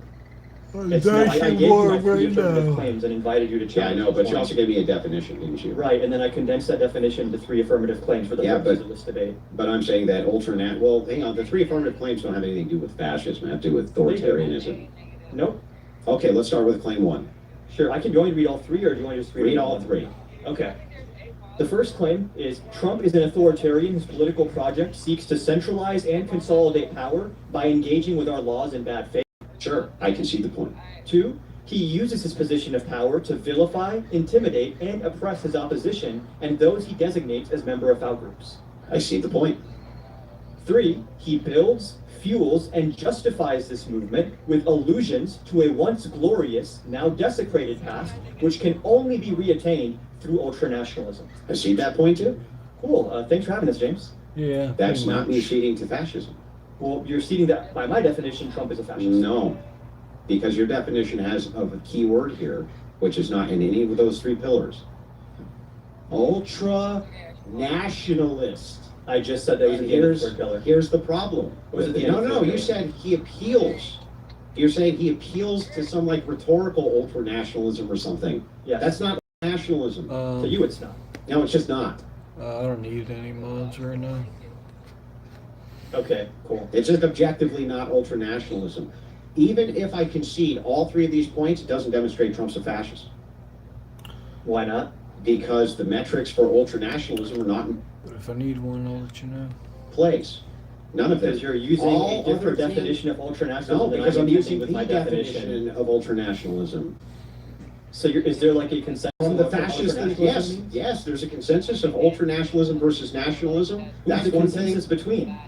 Well, in this case, You and we'd be yourself? we're looking at the architects of fascism, what they considered it to be, And I which is already Giovanni explained to you Gentile. why appealing to the architects of this ideology, who are always going to dress up their methods with ideological flourish, is not really relevant in the descriptive It's the analysis most of whether or not relevant. someone is a fascist. It's the most relevant is whether or not they follow the actual ideology. What you're trying to do is name the trait, some vegan or name the trait argument for fascist. I don't And know it's where like, no, veganism came from. You're the one who brought up bananas earlier. Fascism is but that was to demonstrate anything vegan related. I So know. anyway, the point is here, It's 36 degrees here, so it's still not freezing. That's why we never get snow. It gets close to freezing, but not quite. is that fascists themselves told us what they considered ultranationalism to be. Within the The state, cult members tell us what the cult is all about. Their ideology. Yeah, of the cult, but then they're Yeah. gonna conveniently ignore that ideology for purposes of So achieving you're power. saying that you're gonna tell Christians what they believe more than Christians are gonna tell you what they believe? I'm not here to talk about religion, so no, I'm not telling Christians anything. Well, do you consider Christianity an ideology? It's a religion. I mean, I guess it's an ideology, sure. Yeah. So the thing is like, why would you yield to them on their ideology then and what they believe? Because religions, especially organized religions, are by definition going to be formalized doctrines that you have to adhere And to. with dogmas, right? Yeah, sure. Don't you consider We're Giovanni- talking about socio-political Don't you phenomena. consider? Don't you consider these social political advocates of this particular ideology to have written dogma pertaining to the very ideology that they then instituted in their nation? In Gentile's case and Fascist Italy's case, they brought on 22 sectors of new corporatism. Yeah. They had dogma that they actually acted on. It wasn't in a vacuum. They acted on the dogma. Let me ask you a question about instituted that. the dogma. 7 Would they deviate from that Celsius. ideological dogma if it meant expanding or consolidating their power, or would they say, no, I have to stick to the dogma? Like the fascist leaders in those situations. Well, and I think in Italy, they would not have deviated. In Franco Spain, they may have deviated. Sure, all I'm trying to get at here is that what a fascist Yeah, I wish we were all on the same system so it wasn't so confusing. says fascism is probably going to be dressed up in a certain way that is going to obfuscate or straight up omit certain aspects of how fascism actually functions. Yeah, so we're like, Again, yeah, I'm using but a left-wingers- diagnostic definition. Why shouldn't I do the exact same thing? I'm giving you You can do whatever you want. not only a diagnostic definition, I'm giving you the most concise historical definition of a historical movement. It's You not gave me a just very a narrow capturing. definition. It's not just capturing. I gave you such a narrow definition. It's unbelievable. I'll give it to you again. All right? No, I know it's narrow, Fascism so- is an ideology that proposes corporatist, pelaginetic, ultranationalist state. That's as narrow as it could possibly be. I know. Do you want each of these to? I can No, expand on each I of know your these. definition. You talked about like the merging of the head, the body, and the state, and whatever. Like I know how you define it. I just don't like that definition. Oh, that's nice. I'm glad you don't like it. We And can you just don't like ignore. mine. We which can you've just been talking ignore all about his. for the We'll past just ignore 49 minutes. Yeah, we'll just ignore all historic context for the thing you call the Just like you ignore all the scholars you don't like by calling them leftist hacks. Wait. The main one here, Paxton, right? I gave the olive branch. I was like, look, I like this guy's work. I understand. He is actually a scholar who's actually focusing on the issue. He is giving you expounded beliefs. He does utilize some of the historic context, right? And what's wrong But with he Jason almost, Stanley? He almost stays completely away from the, who cares? He stays completely away from the historic. He stays completely away, though, from the historic ideas of corporatism, third positionism, and instead he's trying to use a modern lens in which to gift you to leftists or some shit.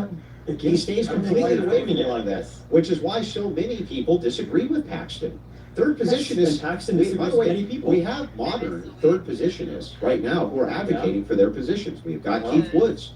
We've got, what was his name? The other one who used to be a big, I can't think of his name, Culture Thug.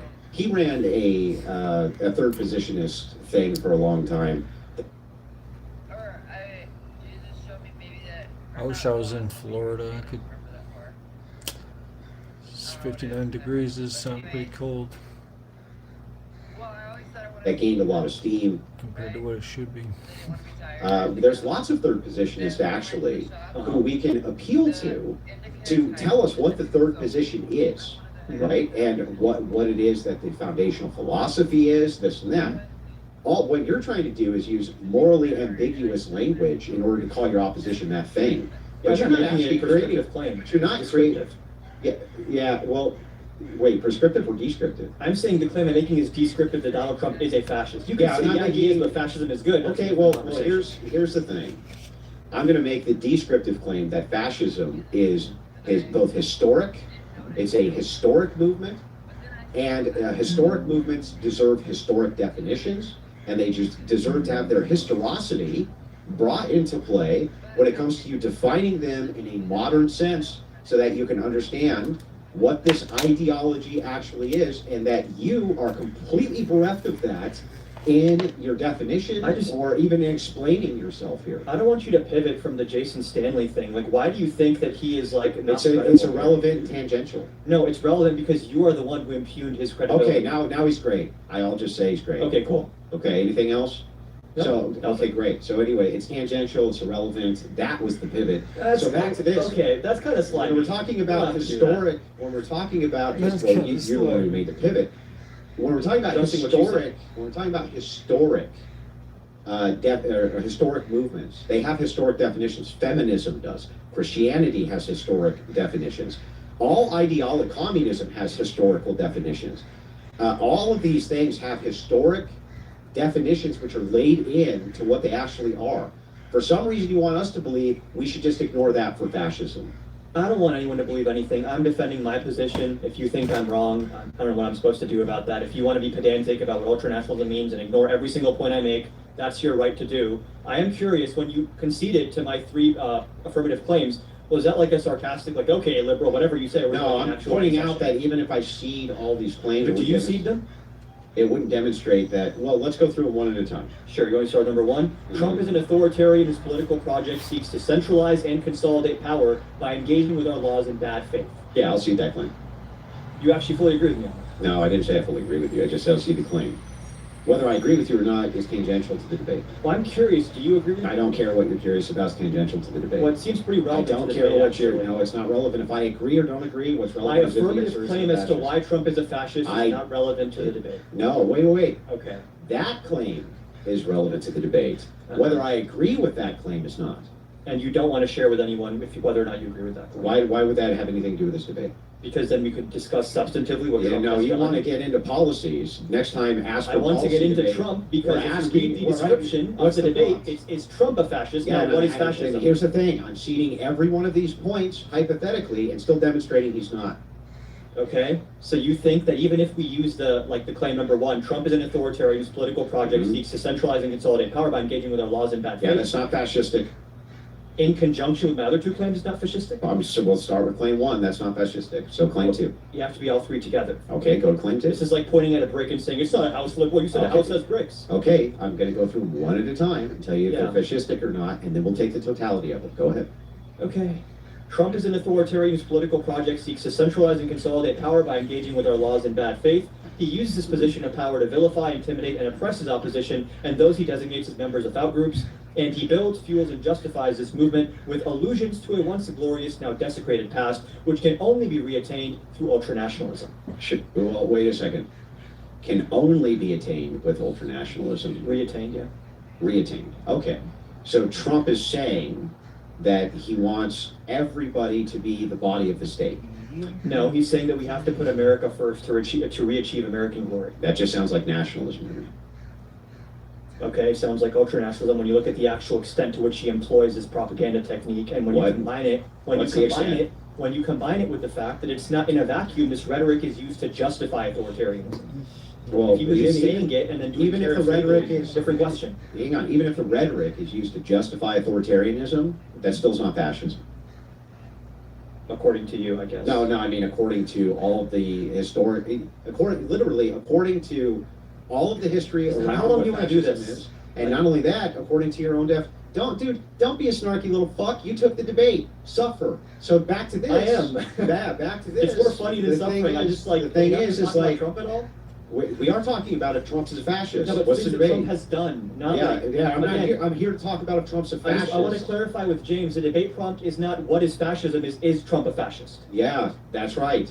So we're talking about if Trump's a fascist. Anything else? Yeah. Just to be sure, do I understand right? So if we were using Andrew's definition, in that case, Andrew, you would say no, Trump's not a fascist.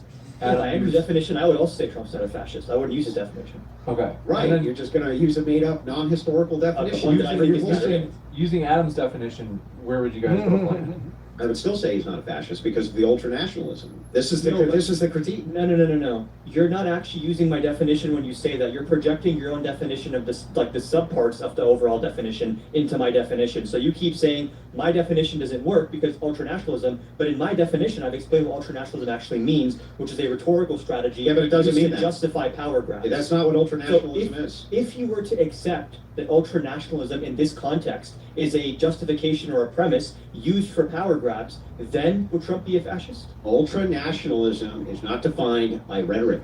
It's defined by action. Okay. Action. And by the way, Gentile points this out, where his whole philosophy was called pure act. Pure act was his entire philosophy, and fascist philosophy, pure act. It's an action, not a rhetoric. It's not a rhetoric. Okay, That's I just want to made ask up the bullshit. question. I just want to ask the question again. If you were to accept the way I am using the word ultranationalist, I don't in this accept it. context, if you were to, it's called a hypothetical, would Trump then be a fascist? I can't. Listen, hypotheticals have to map on to logic, right? No, I'm just asking if you were to accept the premise, then would it follow that Trump So is a fascist? if it was the case that I decided to accept the premise is that you say Trump is a fascist, would that make him one? Yes. Oh, awesome. If you claimed Trump is a fascist and I said yes he is, you're right. Again, James, thanks for having us. I'm glad What have we able to established there? figure this out. I don't really know what we established, but you just conceded, I guess. At least What are you in using talking my about? definition. If I listen, You're saying using my definition, if it Trump was is a the fascist. case that you accepted this, would it be the case that you accepted it? Yes. If it were the case that I accepted it, then it would indeed be the case that I accepted it. No, Good thing because I don't accept it. Well, no, you could then say that even if I accepted your definition of ultranationalism in this context, your definition still would not qualify to Trump as a fascist because Trump did XYZ or You didn't asked do me XYZ. if it's the case that you accepted this thing, would it be the case that you accepted this thing? No. Yes. I said if it's the case that you accept my definition of one part No, of this accept thing, it. I can be even more clear. I That's said not if what you said. I can clarify what I said. People can also rewind. I said if you were to accept the way I am using the term ultranationalism, then yes. Yes, But if I what? were to, so now we're in a If you were to hypothetical accept situation. what? If I were to accept your framework for this. In this case, I'm not framework for ultranationalism. this. Specifically, my definition of ultranationalism in this context. If Yes. you were to accept that, If I were to, then then- zooming out, would my overall definition and my affirmative claims of fascism apply to Trump? I see. So let me show you how stupid this is. Please. If you accepted that this lighter was fascist, would this lighter be fascist? It's not analogous to what I said about Answer my question. Yes. If you accept, yes. Yes. Okay. Oh, great. Look, Not analogous. he just admitted the lighter's fascist. Oh my God. No, yeah, this is not analogous. It's Because the I'm same thing you're referring asking to me. I'm It's the same referring thing to you're a asking me, bro. I'm referring to a subcomponent of my overall definition, which you are taking issue with, and saying if you were to accept the definition of that subcomponent and then zoom out, would my overall affirmative claims then justify calling Trump a fascist? Yeah, so what you're asking me is, if it were the case that you agreed with me Trump was a fascist, would he No. be? No. That's not what I'm Yes. asking. Because Yes. you could say, okay, even if you say that, Trump didn't actually do this authoritarian thing, or he doesn't engage in bad faith, he's trying to pursue novel legal theories, takes legal advice from his lawyers. You could actually dispute on that basis that even if I accept your definition, Trump does not fit this category. No. Me saying to you, even if it was the case that I accepted what you meant by ultranationalism is true, and therefore agreed with your position, would I be agreeing with your position? Yes, of course, hypothetically, that would be the case. I'm asking What's if you actually agree with my happening here, definition though, would Trump meet it. I don't agree with your definition that Trump meet 15th time. All you've done is ask me hypothetically if you did, would he? And the answer is I yes, feel of like course. You know what I'm saying. I don't know And what you're you're pretending saying. not to. I don't, because it makes no sense. I'm asking if you were to accept the premise, which is how we define fascism, then would you accept the conclusion that Trump meets that definition? If, yeah, you're asking me the same thing. You're just saying, if it's the case that you accepted this, would you be accepting this? No, but I'm not asking you to accept that Trump's a fascist. I'm asking you to accept my definition of what fascism is. I and don't asking if that accept applies your to Trump. definition of fascism for the last time, for the 300th time. No, dude, you know what You I'm say, saying. You but know what you I'm say, saying. Don't do I this. don't know what you're saying. Yeah, you do. What does it mean to be rich? It's first steps. And sometimes the last word. Rich is living your way and having someone who can help you get there. The key to being rich is knowing what counts. Edward Jones. From 1-800-Flowers.com. He's my best friend in the whole world. Share your love this Valentine's with 1-800-Flowers.com. Welcome to the next generation of website creation from Wix Harmony. Get the power of AI and the freedom of drag and drop to turn your words into a website with purpose and a brand that's entirely yours to shape. Work alongside Aria, your personal AI agent. Ask for anything from pages to sections, and there it is. Then flow naturally between instant generation and pixel level control. Or just grab what you need and drop it into place. Your canvas adapts to your every action, so you never break focus. Turn prompts into unique visuals. Tweak them instantly. Expand. Push it further. And let it set your all vibe. Align your voice with the style you're going for. And craft a brand identity that's all yours. Generate interactive elements to bring the world into your site and your business to the world. Alright, I'll be back. I gotta, I think the maintenance is about to come in here. A platform that's AI driven and you